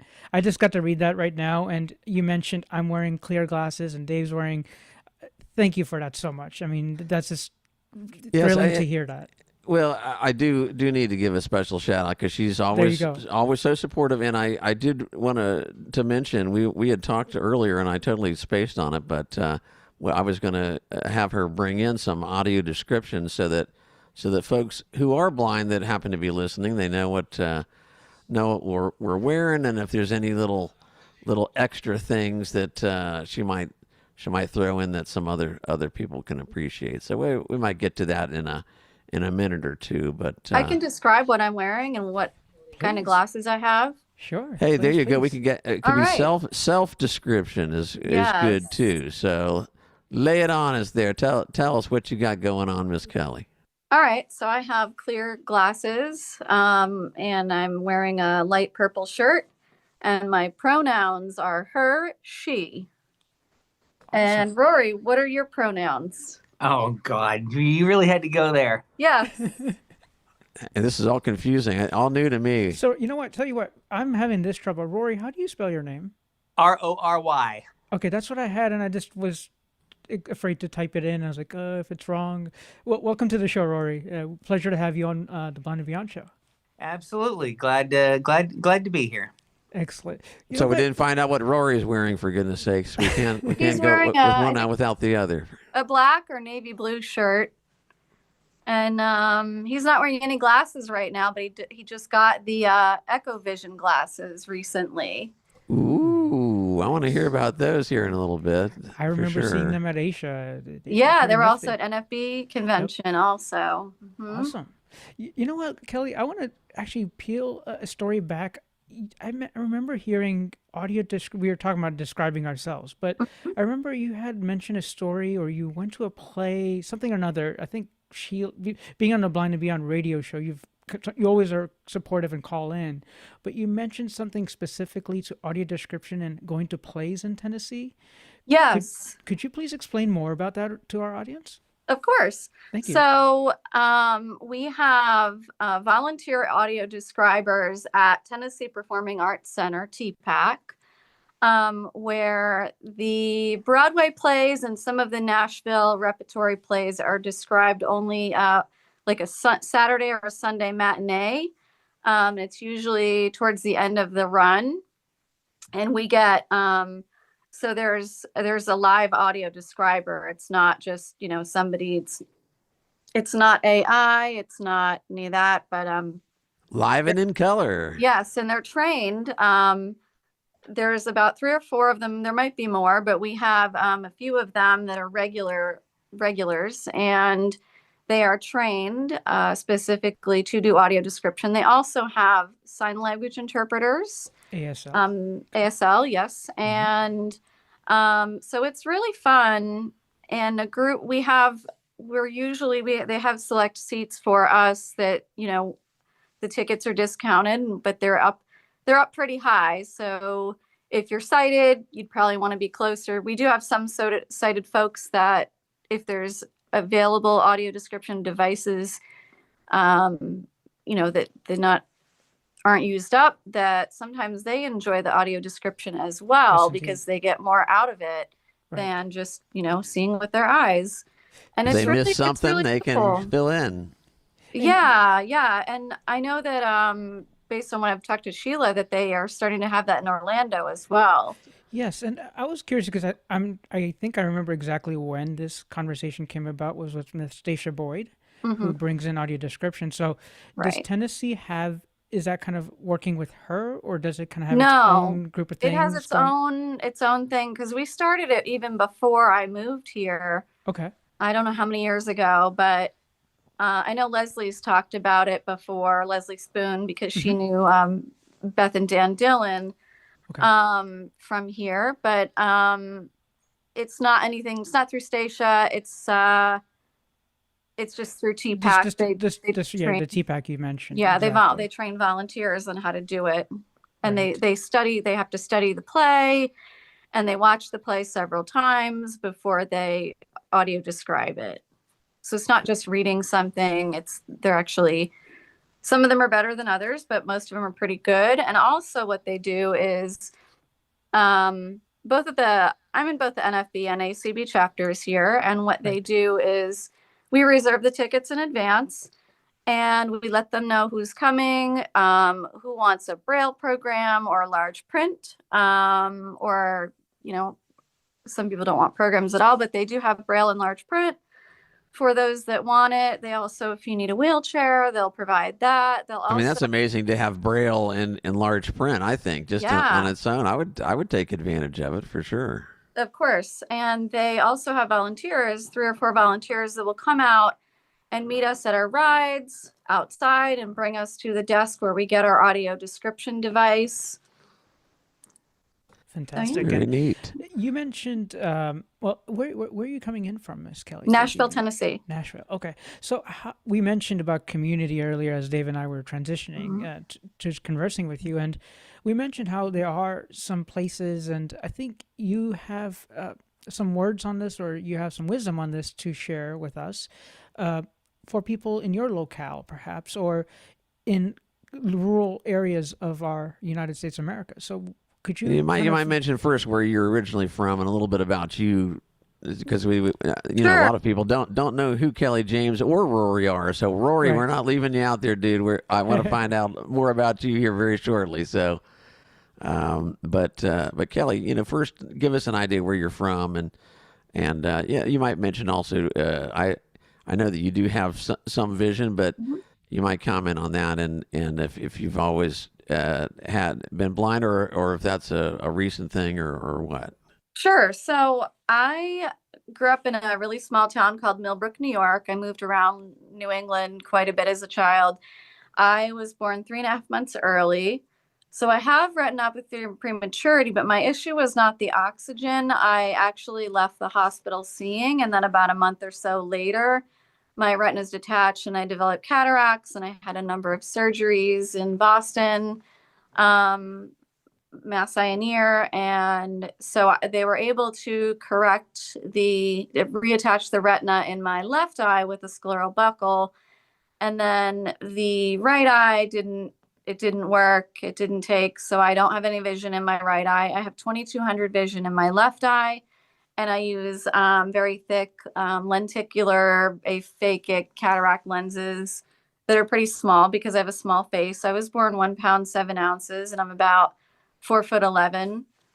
And I grew up in a really small town called Millbrook, New York. I was one of 4 siblings. I was the only one in my family that is legally blind. none of my siblings even wear glasses to this day. And so I was not able to be very independent as a child. I usually tagged along with my sister. We were in the same grade. My siblings were about a year and a half apart. So, you know, we went. So were your siblings protective of you, or did they treat you like everyone else, or maybe a combination of the two? Because I know that siblings can't resist giving other siblings a little bit of a hard time either way. So I think that my mom was more protective than my dad was. But I grew up in a really small town. I went to public school. And so I'm glad I went to a small school and that I didn't go away to school. There actually wasn't a blind school near me, but my parents did not believe in that, which I'm grateful for. But oftentimes I felt like a tag along with my sister because she could drive. And so whenever the weekends would come along, my siblings would all go. If it was wintertime, they'd all go to the ski mountain and I would be home, with my parents or whatever. And every time I wanted to go somewhere, justifying where I wanted to go, why I wanted to go there. So I knew from the get-go two things. I hated the cold, so I needed to I was going to go to college in Florida. But Smart before move. I went to college, I had never been anywhere without my parents. So I never really didn't think I needed cane training. I got a little bit my senior year. But I went before college, I went to Louisiana Center for the Blind, which is a NFB Structure Discovery Philosophy Center. I was there for 8 months, and that was in a rural area of Ruston, Louisiana. And then where I went to college, we didn't have Uber back then. So I usually would have to ask friends if I needed to get, things at a store because I went to a very small college as well. So we didn't have like a convenience store on campus where you get basic things. We didn't have Amazon back then where you could order anything. You could only order books from Amazon 20 years ago. So how did you find about your education growing up in small towns? Were you able to get the things that you need as far as books or for the most part, accessible material and whatnot? For the most part, I had a full-time aide, which I didn't really feel that I needed, but I was forced to have. I also had a teacher of the visually impaired come a couple times a week. And what they would do is help make things accessible, whether it was enlarge them or I had a CCTV in part of the year. It was in the library. And so I would go down there. If I had free time, I could read my books. I usually had, I had a set of large print books at school in my locker, and they were in various volumes. And then I had a set of books, regular books at home, and I had a big CCTV that enlarged everything that I would read at home. And I would get extra time for testing. I would go to what they call a resource room for testing. So that was helpful and I was able to get the tests read to me. Also with those like bubble marking things that you have to do for certain tests. Yeah. I had those filled out for me.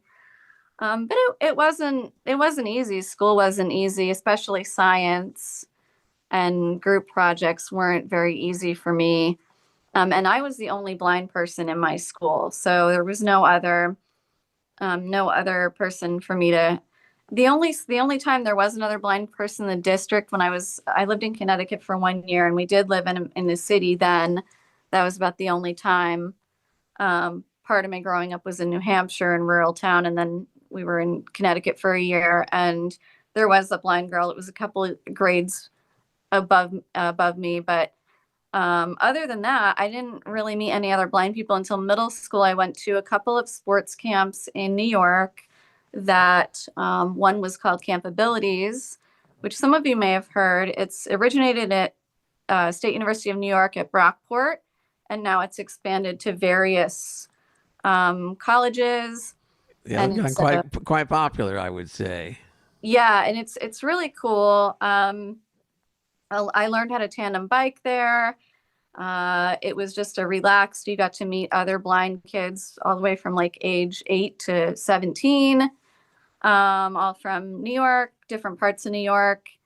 And I also went to an Outward Bound camp there was about 8 of us girls, and it was in Lake Placid. I did that for a few years.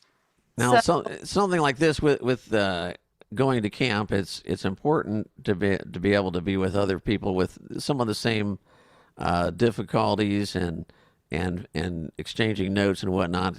How you get through difficult situations. So it kind of helps spring us forward to what we had talked about, possibly discussing tonight, and that's getting together with groups or social media to help, because I've always felt that one huge thing that when people become blind or even if they've been blind all their lives, it's important to be able to have social contact with others going through the same thing, so that even if it's just a discussion group to kind of hash things out.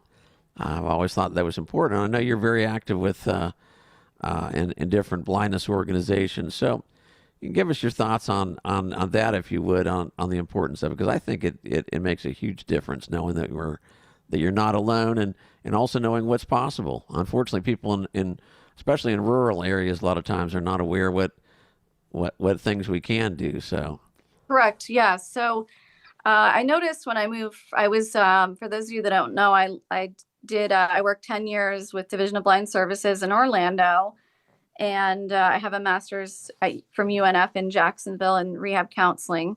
So I'm a rehab counselor. And so when I moved to Tennessee and I worked for vocational rehab in Tennessee, it was very different from Florida because, for example, Florida, all the training was pretty much done at Lighthouse, where everybody got together in person.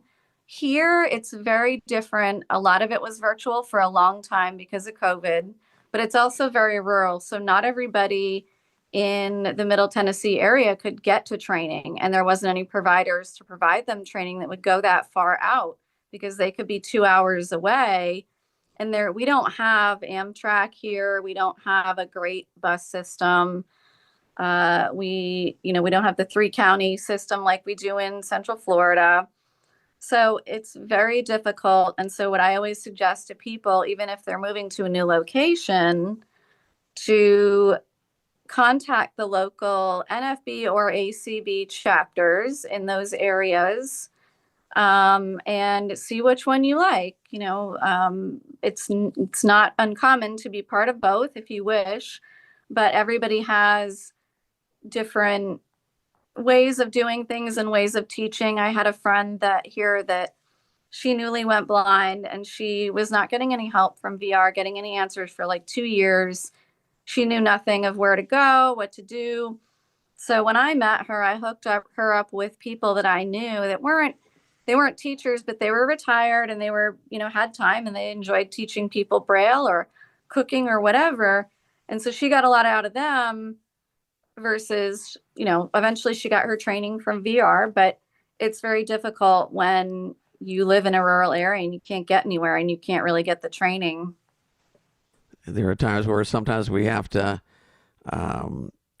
make do and not necessarily compromise, but find different ways of getting around things. And like you say, even if it's not through school, friends, individuals that are sighted don't necessarily even have to have teaching experience to teach a blind person how to cook and things like that. So don't be afraid to ask either. Yeah. So Rory, why don't you tell everybody about your schooling and your small town you grew up in? Actually, Mr. Rory, this is a perfect opportunity. Hold that thought if you would, because we're going to talk to you quite a bit here coming up. I'm going to take a very short break and we will be right back. Okay. So don't go anywhere. Grab a cup of coffee. Stick with us. Sure.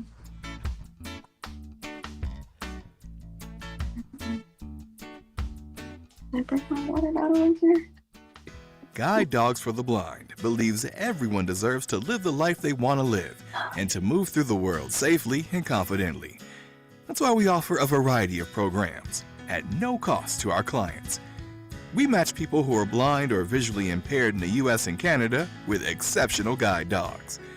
Guide Dogs for the Blind also provides a free orientation and mobility immersion program for people interested in learning the skills relevant to guide dog mobility. And our K9 Buddy program matches select dogs who are not suited to be guide dogs to be pets for people who are blind or visually impaired, including children and their families and adults of all ages. All of this is made possible by our generous donors and the help of thousands of incredible volunteers. To learn more about our life-changing mission, please visit guidedogs.com or call 800-295-4050. There's so many days where I just want to pretend I'm not going blind, and I can't. With retinitis pigmentosa, the unknown is everlasting. What I want most is to stop this in its tracks. It all really boils down to my family, seeing my beautiful wife, seeing my kids. If only I could have more time. My hope here with the Foundation Fighting Blindness is to drive towards a cure. Donate now or get involved at fightingblindness.org. Figuring out what comes next can feel uncertain, especially for teens and young adults who are blind or have low vision.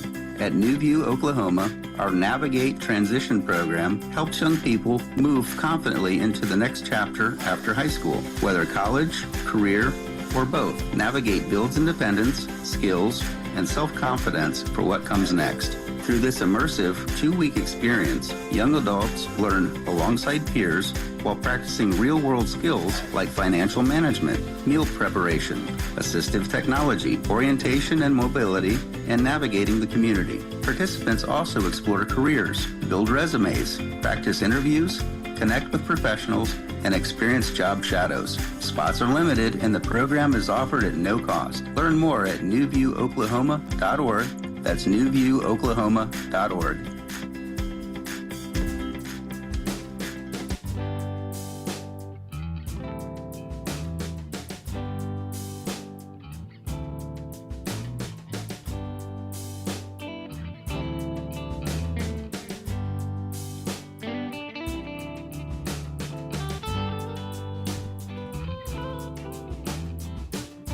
And a good evening.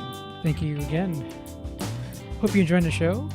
Wonderful to talk to Kelly in Tennessee, and soon we'll be talking to Rory.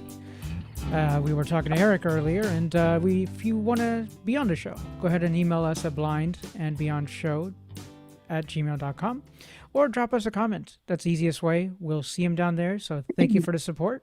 And speaking of comments, yeah, Miss Brenda has got a few shout-outs that she was just telling me, but I can't remember them all. So she's going to, I think, Rachel Williams, or maybe Rochelle, and we appreciate you listening.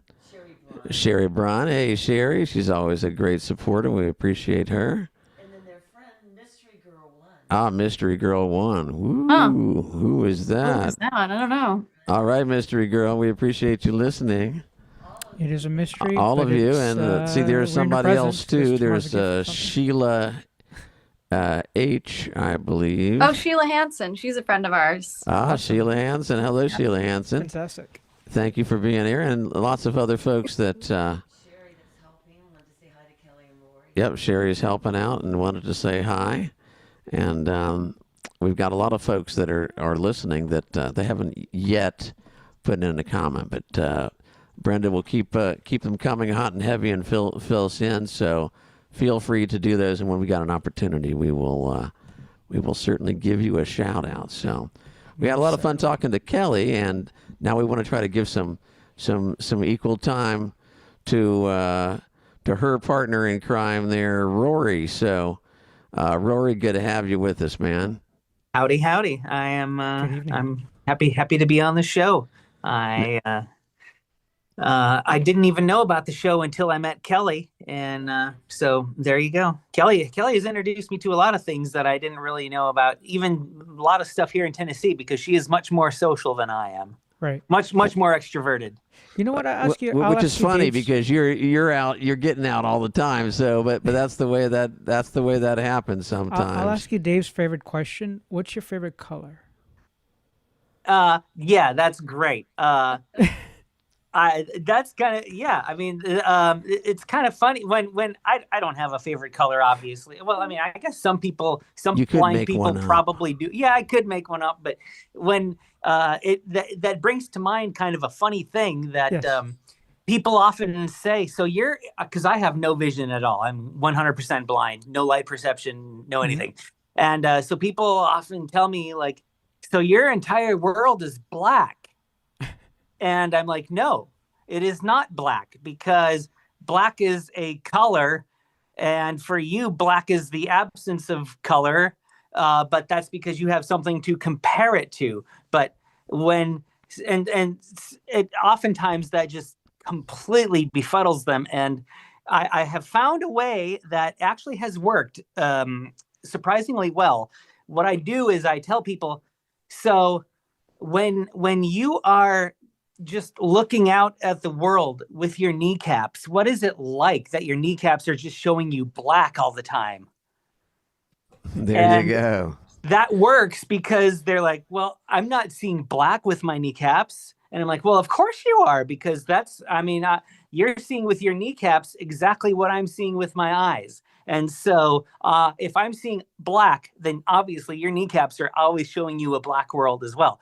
And so when they realize that their kneecaps aren't showing them any color, that actually helps them figure this out, that no, my world isn't black. My world is not there. There is no meaning of black. Well, obviously, me picking that question as a color for, or a favorite color for a blind related show is a little absurd, but it also is the beyond part of blind. Right, and beyond. of course, yeah. So we had to throw that in there just as a little a slider for you. But of course. But getting to you, I'd love to find out where you're from originally, and you're totally blind now, but have you been blind since birth? And maybe just a little bit about your family before we get into your. I'm anxious to let the world know about your many talents, and but first a little bit about you growing up, if you would. I grew up on a cattle ranch in North Dakota. We had 800 acres, and I am one of 4 siblings, all of whom were born totally blind. And there's no other history of blindness on either side of the family. Nobody on my mom's or my dad's side of the family were blind, but something about mom and dad getting together, they make blind babies. And so I have twin sisters who are almost 10 years older than I am. And so when they were born,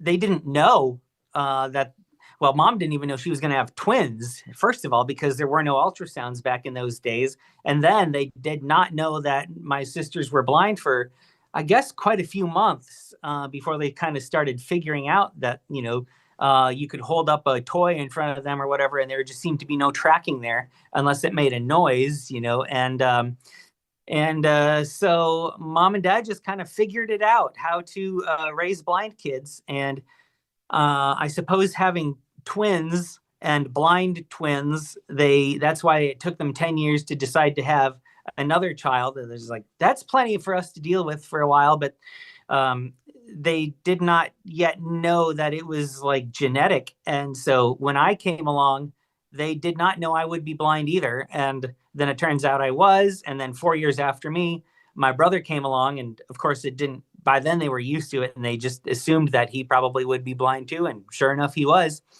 And thankfully they were somewhat prepared at that point, right, exactly, for raising blind kids, and kind of knew where to go at that.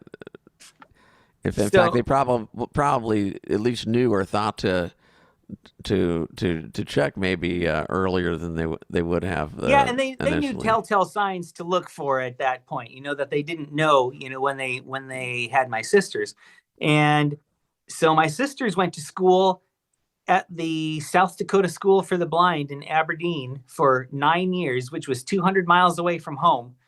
And my parents went to go pick them up every weekend and take them home and then drive them back to school. Pick them up on Friday and bring them back to school on Sunday. And they did that for 9 years because mainstreaming into public school just really wasn't a thing, at least in South Dakota in the late 70s and early 80s at that time.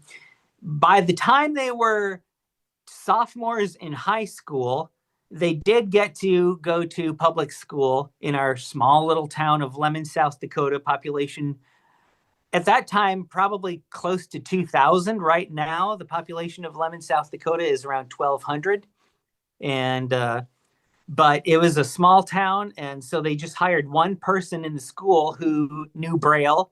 And that's how my sisters were able to go to school then. And the school system thought that I would at least have to start in the blind school for at least a few years to get my foundations, and then they thought maybe I could move to the transition to the public school. Sure.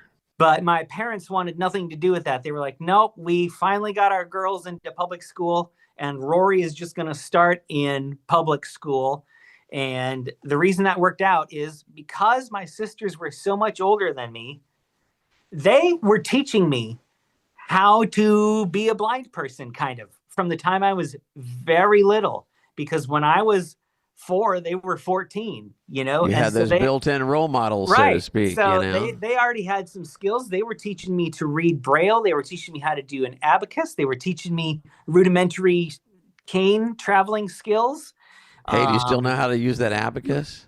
I don't. I could probably add on it. I don't think I could do long division on it anymore. Yes, I never was too good at that, but I could add and subtract. Oh, there was a time I could do. There was a time I could do it all. But anyway, so because they were teaching me during the summers and when they were home, they sent some officials to test me to see if I could just go ahead and start in the public school.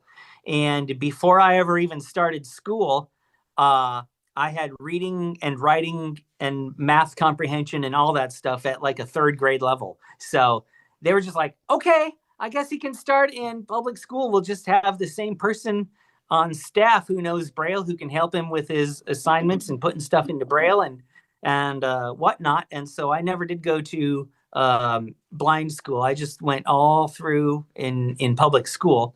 And I did participate in, kind of like Kelly did, some blind camps and summer activities in Grand Forks, North Dakota, where the North Dakota School for the Blind was. They had a camp called Summer Adventure, and they had some other things that they would do throughout the years that I would attend some of those. And so that's how my schooling went. And then I've got to interrupt you for a second, because there's one thing that a lot of blind folks tend to discuss over the years. That this topic always seems to come up, and that is, were you better off going to public school or blind school? I went to public school, and I personally think I was, I think I probably was better off to go to public school for many different reasons, but I also do realize there are probably certain skills that I may have not learned at a totally blind school. So, overall, I think I'm probably better off. But what would your opinion be? And there's not a wrong or right answer, of course, because there's a myriad of answers. I don't miss that I didn't go to blind school. I think it was probably imperative that my sisters went, just because the infrastructure was not there in our small town at the time when they were in school, 10 years before even I was.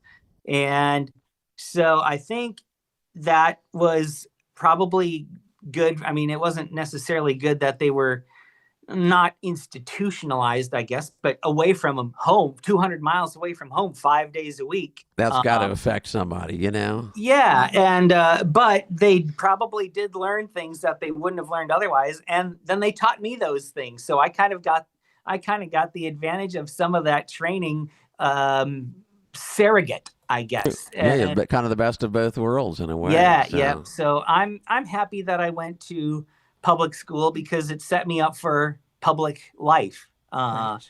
And Exactly. right, and so that's, I guess, maybe it's just because I always like the situation that I'm used to better. But that would be, kind of my off the cuff answer to that. Well, one thing I wanted to just underline, Rory, is you mentioned even with Braille, you were in such a small town, right? And you were still able to learn the Braille piece. So it's even doesn't matter what size of community you come from. It's the fundamentals that your sisters were able to bring to you. And go ahead, Kelly, you had a thought there too? Yeah. So I am glad I didn't go to a blind school also. Because I know a lot of people that have gone to blind schools, and just the horror stories that I've heard mainly about living in a dorm and the dorm parents and the things that happened. I have heard really good things about Florida School for the Deaf and Blind, though, and I know a lot of people that were successful that came out of there. But I do notice, like in Tennessee, a lot of the students were not well adjusted to or mature enough for the real world, regular college, regular working. That's kind of what I've noticed. And I have heard some, I won't say horror stories exactly, but some very, unusual things from, especially, I know things have changed now, but back in the 60s and early 70s, let's say, in some states like Georgia, where the school might have been a little more in a rural area, they just had a different way of thinking. So blind school in Connecticut probably could be quite a bit different than the blind school in Alabama or Mississippi, perhaps. Certainly. Well, Rory, I wanted to ask you, so you're in this farmland, cattle town type of small city, small town, whatever you want to call it. It feels like a big city to you, but it's your town. But what did you do for activities, and how did you pass time, or, what did you get into? Was it music or sports? Well, yes. Or what was it? Please let us know, please. It definitely was music. In fact, that is still my passion. That's why I moved to Nashville, Tennessee 18 years ago, was to pursue a professional career as a musician. And that has worked out for me. But my family, in addition to owning the cattle ranch, we had a family band. And so we would travel all over the Dakotas, Nebraska, Iowa, Minnesota, the neighboring states of the Dakotas. And it was a gospel band, so mostly churches, but some every once in a while we do like school assemblies or county fairs or community events, just whatever. And so whenever we weren't in school and whenever Dad didn't have to be doing ranch activities, we would go out and play music. So I was in the recording studio for the first time when I was 4 years old. And so I've just done this all my life. And then I had other things that I liked doing. We had a pretty fun, accessible yard out at our ranch with a big swing set and a trampoline, and we had bikes. We had trikes, and so we could race up and down the dirt roads. We kind of knew our way around some of the roads to get to this is where the barn is, and this is where the chicken coop is, and this is where the Quonset hut is, and so we could race around on our bikes on the roads and stuff. And a little trick we would use is we would blare a radio. We would put a radio on the porch of the house, and your little beacon, right? So that was our home base. And so if we ever did get twisted around, didn't know quite where we were, listen for the radio, and you might end up cutting through the grass or whatever to figure it out. But you'd find your way back to the house, and so we would do that. And my grandpa would take us fishing, and so I enjoyed fishing as a kid. My cousins, we would go to their ranch and do horseback riding. So I got to do quite a lot of fun stuff as a kid. Very cool. And with the music, back to that real quick, what instruments what instrument do you play? I guess is the easiest question, unless you play like 1,000 of them. But I was going to say, it might be easier to say what he doesn't play right what now. What do you don't play? The answer is I play a huge collection of instruments. In fact, Kelly and I had to rent the condo upstairs. I own the one downstairs, and she works from home, and I have a recording studio set up in my house. Very cool. And it got to the point where my collection of musical instruments was just ever growing. And so we, as of just a few months ago, started renting the unit directly above the one that I own. And so now we have a workplace environment. She's got her office up here. I've got 2 rooms now dedicated to my studio. And we actually have a living space downstairs now. So awesome. You're my hero, man. If anybody wants to come to Nashville, we got room for guests too. Awesome. Hey, you know what? You got me really intrigued. What kind of gear do you use, Rory? Like, are you a solid state Logic or this? Because except when you're making music, the equipment has to be accessible. So what do you pick? For my DAW, I'm on Reaper. Okay. Me too, man. Yep. Reaper is, I used to be on Sonar because back in the day, Cakewalk Sonar was the only blind friendly game in town, really, meaningfully. But then during COVID, I had a new computer built. That was one of my COVID projects, was to get a new studio machine because I had been nursing the one I had along since 2002. And so I had a new one built during COVID, and I decided this is my opportunity to learn how to use Reaper. And then in my secondary studio room, I actually have a Tascam Model 12. Nice. It's like a mixer with a SD card recorder in it. Yep. And so I can, just record right onto the machine itself if I want, or I can use it also as a controller for my Reaper DAW. You know what? Reason why I ask you that is I'm always in conversations with some of these companies. Like Zoom H6E is it's a field recorder, but it has a screen reader built in. So sometimes when we need that little quick hit, when we really need that audio captured, it's always good to have tools that we could pull out and accessibly use. So and talk about those quick hits. Brenda has got a couple shout outs for us. Let's go. How do you like that segue, huh? Yeah. Let's see. Who do we have there, Miss Brenda? We've got Scott DJ says, literally, what does Rory not play? There you go. So we got Scott DJ says, what does Rory not play from our comments? Okay. Sorry, I'll speak up a little bit. Anderson Design Studios said, I love it. He goes, Rory, you're the coolest. And he says, Kelly, you are beautiful, and I'm happy you are my friend.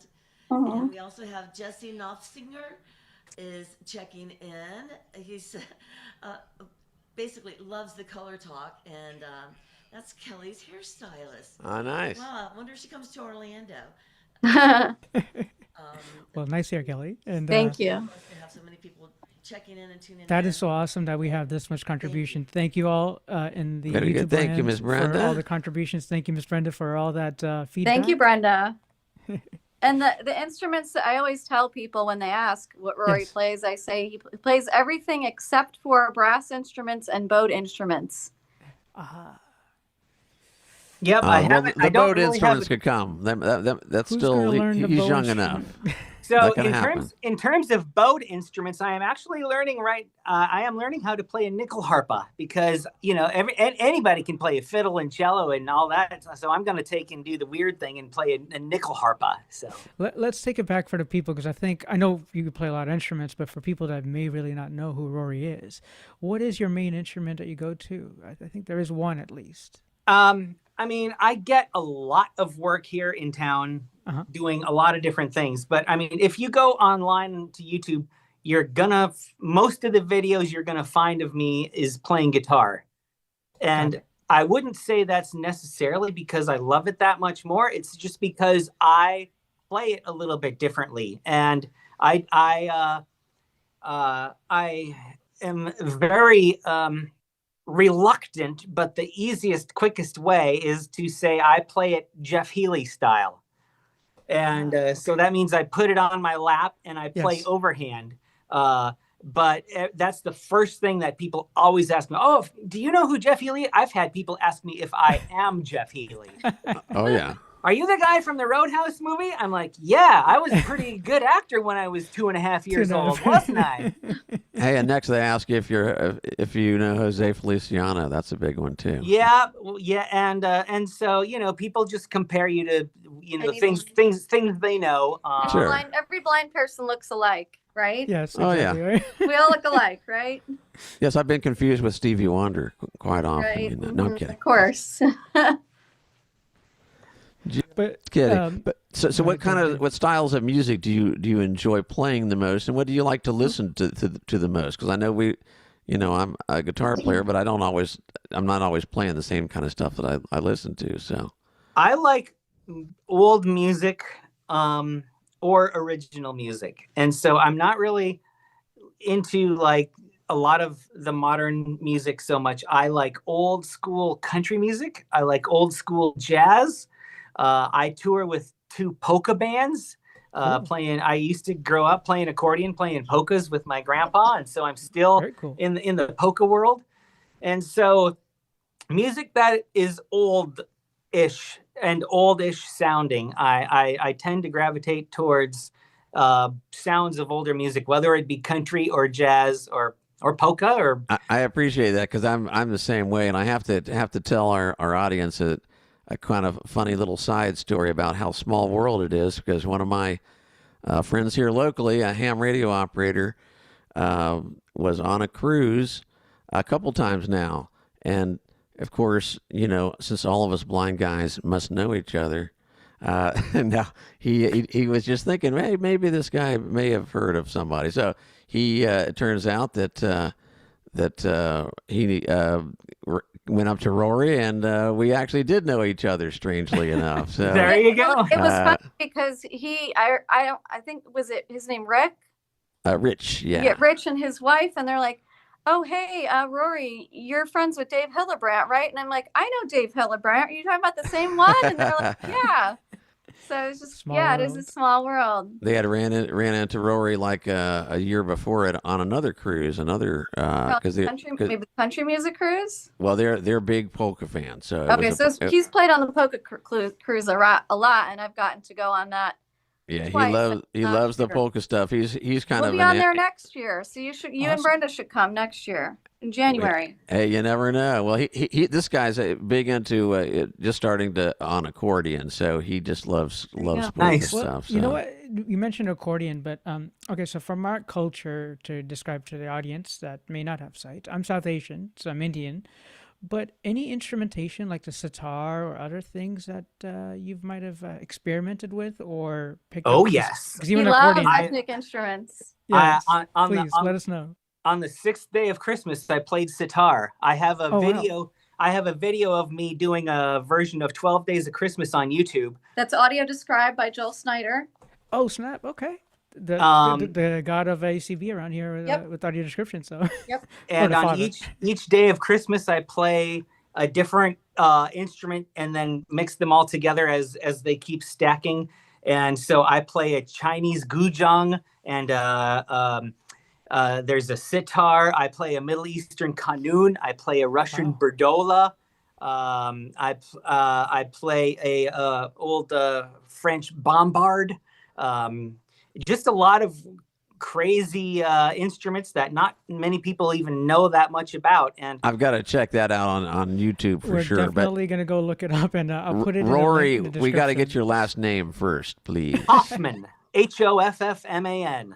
And there's actually there's a short documentary of him on YouTube where his parents and sister are interviewed, and some of the celebrities that he's worked with as well.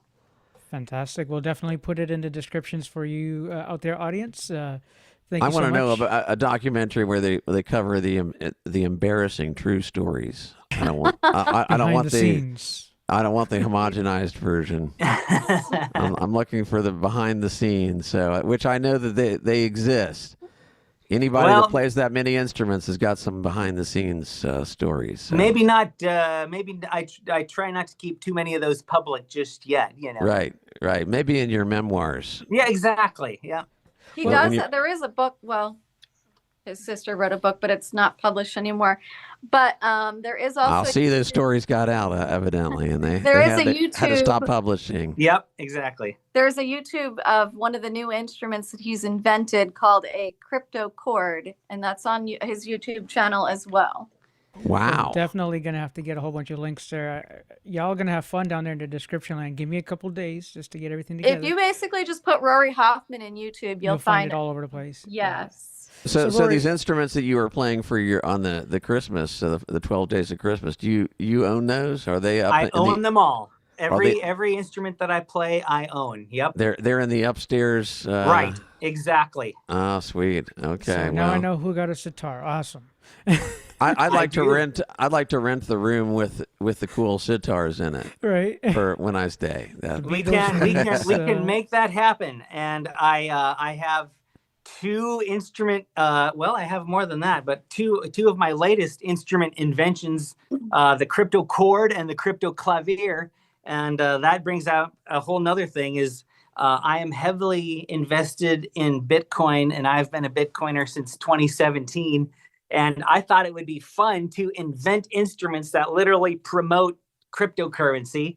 And so I invented the crypto chord and the Crypto-Clavier. And cool. That's awesome. I got these Bitcoin. They look like gold coins. And then they've got the Bitcoin like logo on them, and there's a QR code on these coins, and I had these coins inlaid into these instruments. And so cool. If you watch me playing Crypto-Clavier somewhere, and you come up to if you walk up to the instrument to get a closer look at it, and you'll see this QR code, you can literally scan my instrument with your phone if you have a Bitcoin wallet on your phone, and you can tip me Bitcoin for being the guy who invented crypto-centric instruments. And then Rory will say, "Back off! What are you looking at my instrument so far?" Oh no, I'll take all the Bitcoin you want to tip me. That's great. Tip is a tip, man. Go for it. But Rory, if I may, as we're wrapping up and such that, but if there's something that I've forgotten to ask you personally, what would it be for our audience? Maybe something that Dave and I haven't touched upon, and you really. Well, but before that, there's a question I want to ask that I've been meaning to for a while. So, fine, go for it, Dave. So how did you guys meet originally? And we can have another show on blind dating, which I think might be interesting as well, because I think sighted and blind people are always looking for different ways of meeting people. We are a COVID story, so I joined dating. I joined this Facebook group for blind and visually impaired singles that I probably never would have joined, but for sitting around the house when all my gigs went away. Right. And so I was just looking for stuff to do, and you know how Facebook recommends things, and this group came up, and I'm like, well, what the heck? Let's give it a shot, and talk to a couple girls on there, and wasn't having any luck. And then Kelly comes on, and she makes a post that pretty much annoyed almost everybody, and that's the post I liked, and there you go. Fantastic. That is beautiful. awesome. Well, and that fits right in to those suggestions with Kelly about doing social media and stuff. It is important, and sometimes things work out just perfect, like with you guys. So that's beautiful. She was still living in Orlando, of course, and so that was a conversation we had early on. Is Kelly, if we end up liking each other, one of us is going to have to move, and that one of us is you, because my career is built around the connections that I have here in the music industry. I can't really rebuild my career in Orlando. So that was the thing we had to discuss early. And because so we did that. Is out, right? Yeah. And so we met online in May of 2020. I went to visit her for the first time in July of 2020. She came to visit me a few times to make sure I actually did own a place and wasn't a slob or any of that. Yeah, it was legit. And by January of 21, she moved to Nashville to be with me. So yeah, I had applied for a job. There happened to be an opening with VR here, book rehab, and so I took it. And I worked for that state for 2 years, and now I'm with a risk management company that I work fully remote. So my advice would be, if there's a job or a person, just be willing to move.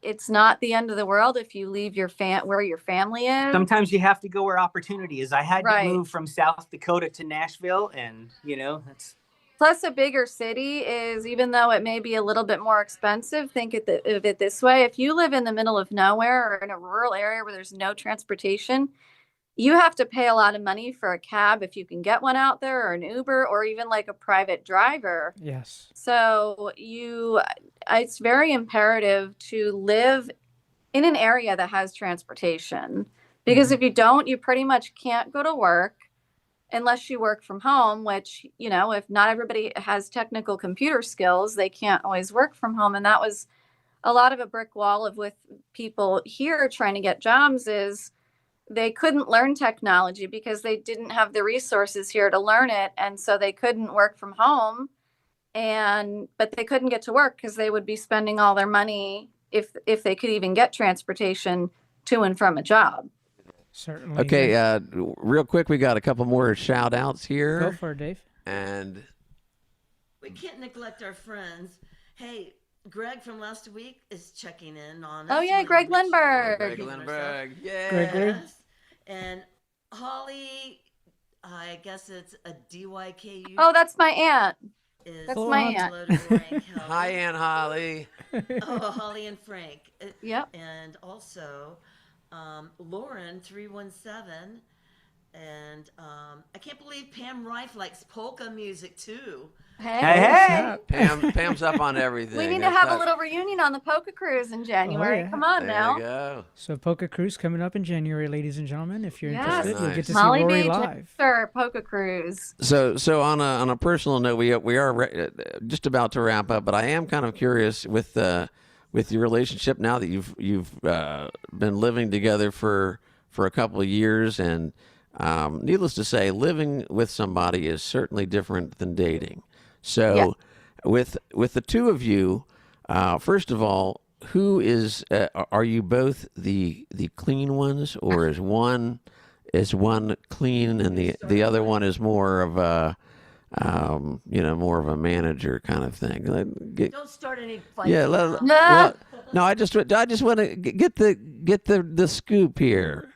Inquiring minds want to know. We hire a cleaner to come, and because now that we have two properties and stuff, but in terms of like, I am the cook amongst the two of us, and I was going to ask that too. Who does the cooking? I do the laundry and the dishes, and I walk to the store. We have a really walkable community, so we can walk to Target and Trader Joe's and whatnot. So I'll walk to the store and get things if we need, and then he'll order them online if we need. But we have a pretty good division of labor. I am I think kind of the finder of things, though. I'm the person who, where did this wind up? I'm the one who usually can figure out where stuff is. Yeah, me too. Yeah, it's funny how that works out. And she's got more vision than I do, and So I does don't. Brenda. I do not let her forget it. Yep, and Brenda's sighted too, and David's blind. So Well, it's not just with Brenda, but when our son comes over, if he misplaces keys, that's quite a popular thing, and I've always been able to find them, but he's sighted as well, right? Yeah, but what happens is, though, they've been looking for them for a while, they don't find them, so I use a little bit of logic. I think, well, now if they're not able to find it and it's out in the open, they would have been able to see it, so it's got to be under something. So that's usually how I've been able to find them, and they have been, but under a towel or under something. So what I find very interesting is how people who do have vision, or like in Kelly's case, a little bit of vision, depend on it so much that that's true. Like the thing can literally be right behind the other thing, but she just couldn't be bothered to move that one thing out of the way to see if the thing she was looking for was behind it. She just glanced over there. In all fairness, though, me being totally blind, there's plenty of times where I've been looking for something and feeling around for something, and I guarantee it's probably like a half an inch from where I've touched. But yeah, it that's the way it happens. goes sometimes. Yep. But well, guys, you have been great and so generous of your time. We cannot thank you enough. It's really it's been fun. Please come on back, and I can't wait to. back. We got lots of things to talk about, so we will maybe some live certainly jam do this sessions next again. time, who knows? Yeah. And don't forget to check out Rory on YouTube, and maybe if we're lucky, we might get some live music next time. But look up Rory Hoffman on YouTube, and we'll definitely be putting more information in the description for you. If you have any other questions for us, drop them down in the comments. Don't forget to do the whole like and subscribe stuff. And Kelly, we appreciate you always being so generous with your time and supporting the Blind and Beyond shows as well. Thank you so much. Means Thank you a guys. lot. Thanks for having us. Absolutely. Have a We great enjoyed week. it. You too. Thanks a lot. Good And night, you, all. audience member out there, thank you, because you know what? We saw all these different names spout out, and Rory, thank you. Your friends followed you. Kelly, thank you. And Eric, fascinating stories, man. Dave, this is You fun, know what? man. We've actually got a little. We got more, huh? A snippet from the Blind and Beyond show last night that we're going to share with you in just a second. I'm ready for that. You ready for it? Oh yeah, but we'll be back next week, and actually we'll jump in here to say goodbye again in just a minute after this little blip from Blind and Beyond radio show from last night. But catch you next week, and thanks for everybody listening in. Guide Dogs for the Blind believes everyone deserves to live the life they want to live and to move through the world safely and confidently. That's why we offer a variety of programs at no cost to our clients. We match people who are blind or visually impaired in the U.S. and Canada with exceptional guide dogs. Guide Dogs for the Blind also provides a free orientation and mobility immersion program for people interested in learning the skills relevant to guide dog mobility. And our K9 Buddy program matches select dogs who are not suited to be guide dogs to be pets for people who are blind or visually impaired, including children and their families and adults of all ages. All of this is made possible by our generous donors and the help of thousands of incredible volunteers. To learn more about our life-changing mission, please visit guidedogs.com or call 800-295-4050. I wonder what this button does here. Oh, no, not that one. Blind and Beyond. Blind and Beyond. It's the Blind and Beyond show. With Ursula Trevetti. And Dave Hillerbrand.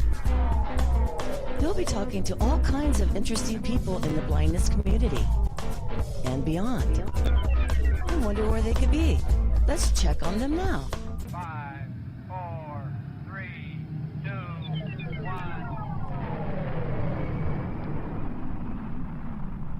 Hey, Hirsch, something weird is happening, man.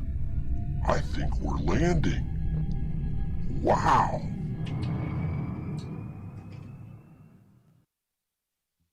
Okay, well, you all know, or you should know by now, that Lighthouse Central Florida / Lighthouse Works has been our sponsor for 10 years, and periodically we have guests on, and they tell us all about the organization. And tonight, we're going to meet Guillermo Bayana, and hopefully I'm saying it correctly, and Guillermo is an account executive at Lighthouse Works here in Orlando, Florida. Welcome, Guillermo. Welcome.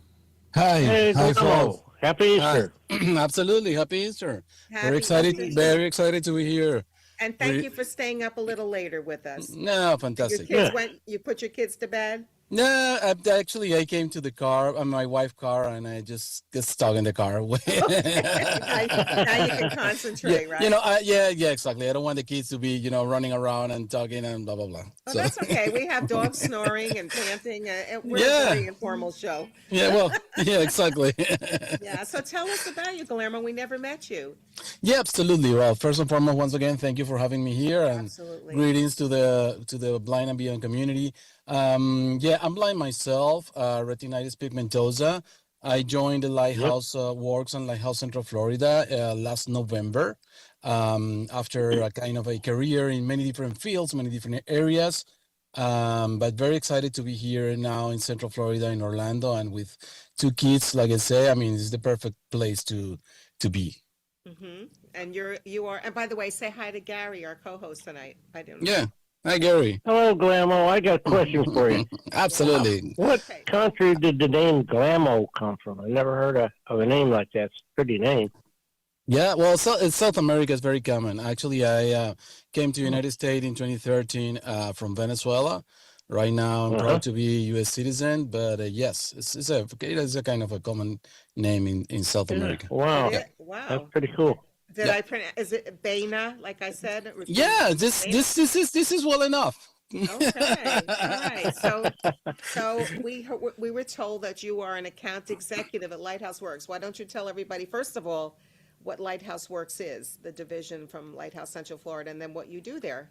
Yeah, absolutely. Okay, so here in Central Florida, we are the rehabilitation agency since 15 years ago. Actually, this year is the 50th anniversary. We are so excited. Yeah, so excited about that.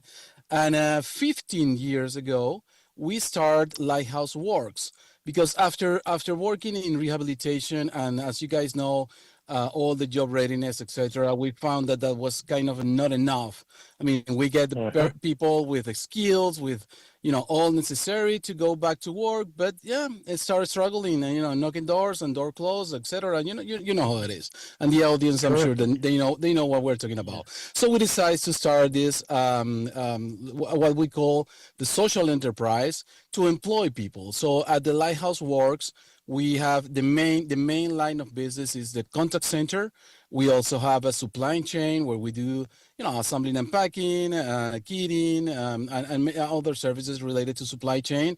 We also have the accessibility where we have the 508 compliance, website accessibility, and those services. And we also are very proud because we are the unique designer of a software that interact with a telephony system that makes the telephony system 100% accessible for any contact center out there. And we start that to use it on our own call center. But right now, actually, we are so proud that we are able to sell this app to other organizations. So yeah. Wow, that's something new. You said the software. It is. Yeah. That's fantastic. Hey, Guillermo, I got something to tell you. It's Lighthouse started years ago, and I was in class 18 in 1982. Oh, look at that. So you know very well what I'm talking about. Yeah. Absolutely. So what is your daily route? What is your schedule there? Give us an example of a typical day for you as an account executive. Okay, well, I start nonstop, get crazy all the day, and finally at 5:30, 6. Go back home. No, really. I mean, it's a little more detail. Yeah, it's a lot of work, but I do that. I can tell you. I mean, this organization is fantastic, and I had the privilege to work in other blind organizations and as well as commercial organizations. And I mean, every organization is different, of course, but this one is particularly amazing in terms of the services that we provide, the environment, the atmosphere, the leadership we have. So my job basically is to find new accounts, new companies out there to partner to create more jobs. And that's what it is. I mean, it's not about the money. It's about the jobs that we create. That's the way that really evaluate if it's something successful or not. Because we can find an organization that is allowed to, they have a need for, let's say, a supply chain or something like that. But it's just a few positions. That's not. I mean, could be a lot of money. But if just create a few positions, that's not a success for us. When it's a success is when we're able to create many new opportunities for people who are blind and visually impaired, like I say, in any of the areas that we work. Because also we have people blind and visually impaired working in IT in those website accessibility audits services that we provide. So. Okay, so can you describe the job? Like if somebody was around the country is looking to move to Orlando or perhaps they'd like to work at the contact center? Yeah, absolutely. Great question. Actually, you don't need to move to Orlando, and that's something that we found early on this journey of creating the social enterprise. That, of course, as everybody in the audience or any blind visual impaired people knows, mobility is a huge barrier. Very excited about Waymo, by the way. I had a chance to try it and experience, and it's fantastic. But the point is, no matter what, I mean, daily basis commute is hard. So we have the vast majority. Right now we are close to 300, 280, 300 contact center agents, and the vast majority works remotely all over the country. We have people working in around 20 states right now, and we continue growing. And that's a great advantage, that when you work in a contact center, especially with the technology we have such a fantastic workforce management team, and that's allowed us to be on top, and the quality assurance, etc. I mean, all the team that support the call center, the IT. I mean, you can work from home, but we are always there. We know where you are. We know what you're doing. We are there to support you. If something wrong happened, we are there. So people can work from home and deliver the exactly same kind of quality service and amazing service, by the way, because we have fantastic clients, and they are so good and so happy to have us as partner. So yeah, you don't even need to move here. I mean, we can just provide what you need, and you can work in a contact center. We have many different kind of campaigns. Could be outbounds, could be inbounds. I mean, could be just receiving calls, could be making calls, could be receiving calls for related to health and insurance and social security, could be receiving calls for making a dining reservation, as excited as that, and the really biggest diverse. Names. Wow. Really yeah. Diverse. Yeah. And believe me, you will be working at the end with the biggest names, because we're in the radio. I don't want to make free advertising, but you know, the biggest companies out there, you probably will be able to work for one of those when you work with us. Terrific. Yeah. We have people listening all over the United States, actually all over the world, people listening to it right now. Yeah. Fantastic. Hey, actually, by the way, when you say over the world, we have been having a lot of success with this app that makes the telephony system accessible. We have been having a lot of success in Europe. I mean, I just closed a deal with a company in Italy, another in another in Netherlands, another in England. So yeah, that's we are over the place. All over. Yeah. Like our show is. Yes. Yeah, Guillermo, I want to let you know that the Lighthouse was our very first advertiser. It has sponsored us for all these years now. Look at that. Yeah, I heard that.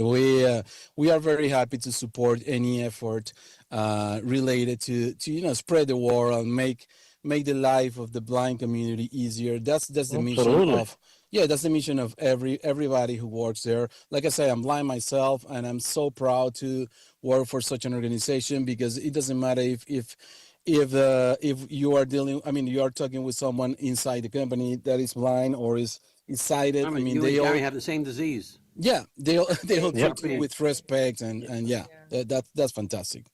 Guillermo, on another note, could you just tell us a little something about Venezuela, maybe for a minute or so? Oh my goodness, Venezuela. Mean, we will need another program. Okay. Yeah, we'll come back on then. You'll tell us. I don't know what you think about that. Well, very quick. Venezuela has been a mess for many years. Recently, the government our government here, because like I said, I'm a U.S. citizen right now, took the dictatorship. Thanks God they did it. I don't want to go into, any politics or whatever, but yeah, right. That's good, because that was a person who was, have many different accusations. So it's right now is in front of a jury in New York, and hopefully the situation in Venezuela it will go better. I mean, thanks to the efforts that's been done. Yeah, but yeah, we're looking for the people. We're looking for the people. Glad to be here in Orlando. It sounds like. Oh yeah. Did they have any blind schools over in Venezuela at all? Yes, there are some blind services. Of course, when we're talking about a country that had been taken, ripped by dictatorship and taken to one of the richest countries in the world with the biggest oil reserve in the world. Right. Years ago, I mean, still having the biggest oil reserve in the world, but they are not doing anything. They are not investing anything. I mean, that's just under the ground. And the services, unfortunately, for most of the population are terrible. And the services, of course, for the blind population are very, very hard. Yeah, so the situation there right now. I mean, hopefully things will change, and we are very, very hope, and we can predict that things will turn absolutely within maybe it will take time, of course. It's not days, it's not months, it's years, but at least that start. Guillermo. Well, maybe you can promote it. And you can Guillermo, promote blind school later. Before we say goodnight, would you please give out how would people who are interested listening around the country get in contact with Lighthouse Works? Oh yeah, absolutely. I'm sorry. I mean, shame on me. I don't have the phone number right now in front of me. Well, we know the phone number. Yeah. It's Okay. we know the thank phone you. number. 407-898-2483.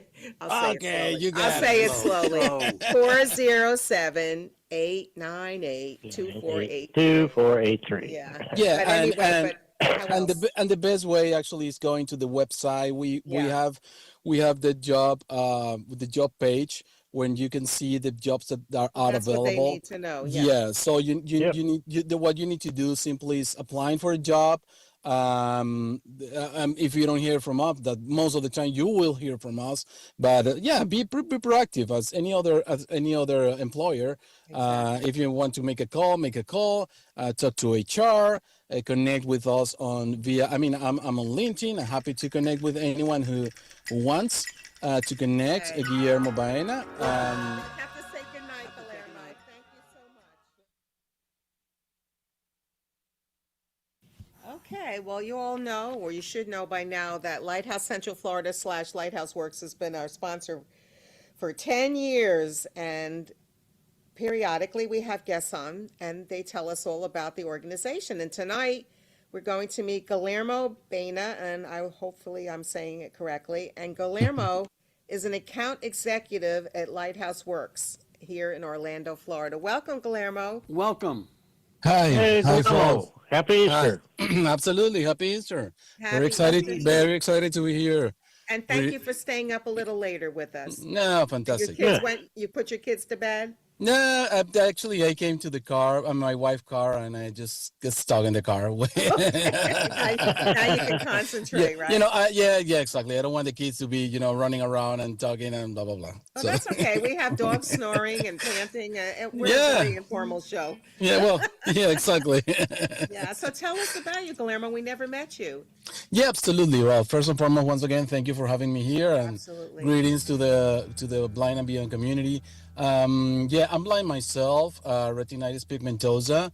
I joined the Lighthouse Works on Lighthouse Central Florida last November after a kind of a career in many different fields, many different areas. But very excited to be here now in Central Florida, in Orlando, and with two kids. Like I say, I mean, it's the perfect place to be. Mm-hmm. And you are. And by the way, say hi to Gary, our co-host tonight. I don't know. Yeah. Hi, Gary. Hello, Guillermo. I got questions for you. Absolutely. What country did the name Guillermo come from? I never heard of a name like that. It's a pretty name. Yeah, well, South America is very common. Actually, I came to the United States in 2013 from Venezuela. Right now, I'm proud to be a U.S. citizen, but yes, it's a kind of a common name in South America. Wow. Yeah. Wow. That's pretty cool. Did I pronounce? Is it Bayana? Like I said. Yeah, this is well enough. Okay. All right. So we were told that you are an account executive at Lighthouse Works. Why don't you tell everybody first of all what Lighthouse Works is, the division from Lighthouse Central Florida, and then what you do there? Yeah, absolutely. Okay, so here in Central Florida, we are the rehabilitation agency since 15 years ago. Actually, this year it's the 50th anniversary. We are so excited. So excited about that. And 15 years ago, we started Lighthouse Works because after working in rehabilitation, and as you guys know, all the job readiness, etc., we found that was kind of not enough. I mean, we get the people with the skills, with all necessary to go back to work. But yeah, it started struggling and, knocking doors and door closed, etc. You know how it is. And the audience, I'm sure they know what we're talking about. So we decided to start this, what we call the social enterprise to employ people. So at the Lighthouse Works, we have the main line of business is the contact center. We also have a supply chain where we do, assembling and packing, kitting, and other services related to supply chain. We also have the accessibility where we have the 508 compliance, website accessibility, and those services. And we also are very proud because we are the unique designer of a software that interact with a telephony system that makes the telephony system 100% accessible for any contact center out there. And we start that to use it on our own call center. But right now, actually, we are so proud that we are able to sell this app to other organizations. So yeah. Wow, that's something new. You said the software. It is. Yeah. That's fantastic. Hey, Guillermo, I got something to tell you.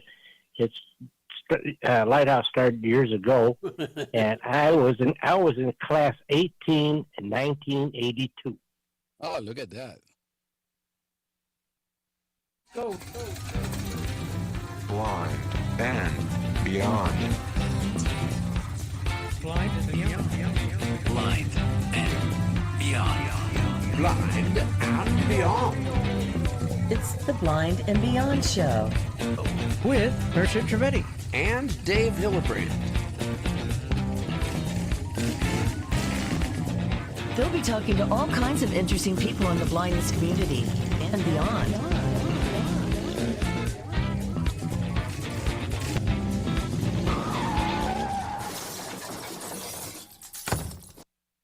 You going to talk the email? No, you talk and I'll call back. Oh, okay. Well, I just wanted everybody to know that next week we're going to celebrate our 11th anniversary. That's 1-1. 11th anniversary. Yay. So we have a little special. Gary, you don't know it, but you're going to be on next Sunday. So So April 12th, that's next Sunday, we have our 11th anniversary special for another fun and informative Blind and Beyond radio show, and the whole team will be here. Michael, myself, Sheila, Dave, Gary, and Chris, and Carmen. It'll be another fantastic show with a great lineup. And guests include Hannah Kinsey, and she is the Government Affairs and Community Relations Specialist at one of our wonderful sponsors, New View, Oklahoma, in Oklahoma City, as well as, and this is really timely, Peter Cucciabi, our friend and sponsor. Peter will be with us for our anniversary celebration next week. And Peter is the Director of Accessibility at Spectrum Communications. So that'll be a lot of fun. Lots of fun. Sounds good to me. Yep. Folks, I'll give my email address in case some people wrote in and said, can you give it again, nice and slow? My email address is Michael, Michael, Michael, at blindandbeyondradioshow.org. I'll repeat again, Michael, at blind and beyond, don't forget the A&D. So it's Michael, Michael, Michael at blindandbeyondradioshow.org. Hope I said it nice and slow. Yes, Gary. Yes, Gary. I just want to let you know, bring back thoughts in the past that before the COVID came, when we used to do the radio show live at studio, that's right. Anniversary came, we always had cupcakes. That's right. I used to bring cupcakes. You're right. Yep. I think I used to give the leftovers to Chris. And Chris would take them home, yeah. Oh, yeah. Chris, so Gary. Yeah. Why don't you tell folks, people listening to Denver the first time, they don't know about why don't you tell who you are, Gary? Tell them a little about what you've done when you were in the Seabees. They don't know anything about the Seabees. Okay. All right. Yes, I was in the Navy Seabees from 71 to 1979. That's the Naval Construction Battalion. We wore greens like the Marines. We fought like the Marines. We trained like the Marines, but except for I drove bulldozers and cranes and all the heavy equipment. And I loved it. I loved it so much. But after 8 years. I was going at 9 years. They put me out because I couldn't see at night to drive, and that was the first signs of retinitis pigmentosa. So they put me out. Navy retired me and got my 100% VA later on, and my Social Security, and so I'm sitting okay. Just the problem was I can't see anymore, and I used to drive tractor trailers. I did everything. I can't ride a bicycle no more, but oh well. I learned to live with it. So. Do you still have your uniform? Because I remember back in the day, you used to come to the studio on Veterans Day in your uniform. Yep. I wore my CB Ironed greens. Yes, I perfectly did. and very neat. Yeah. Yep. I still got my uniform. That's for sure. I just gonna hopefully leave it in my family so the grandkids can hopefully keep it and say that was Grandpa's. That would be nice. And great grandpa's. Yeah. Yeah, that's my story. Good story, Gary. Good story. Thank you.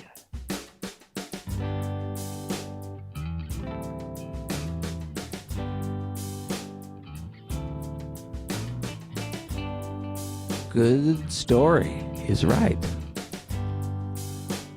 We've had a bunch of good stories here tonight. The Blind and Beyond Show. Here on YouTube. We want to thank our good friends Eric and Kelly, Rory, all the folks helping us, my dear wife Brenda, giving those shout outs. You know, Kelly's quite popular. She had a lot of shout outs. We didn't even have enough time to give all of them, but she had some really nice ones that we may have to have a different show just for the shout outs alone, Hirsch. Yeah, no, man, it's fantastic though, and it's appreciated, right? We're a big community of different talents, musicians, blind folks alike. Some of us are totally blind. Some of us have some sight, I guess. I remember when I could see exit signs down the road, and now not so much more. But if you like that beautiful music my friend Dave's jamming out to over there, come back. Because if you hit that like button and the subscribe button, it brings you back here. Please like, subscribe, All and share. You can share too if you like. Sharing is caring. That's what I hear. But do comment down there, and thank you, Pam Rife. Love your comments down there. Yay, Pam. And we miss you, Pam. Honestly, if you want to be on the show, anybody, come tell your story.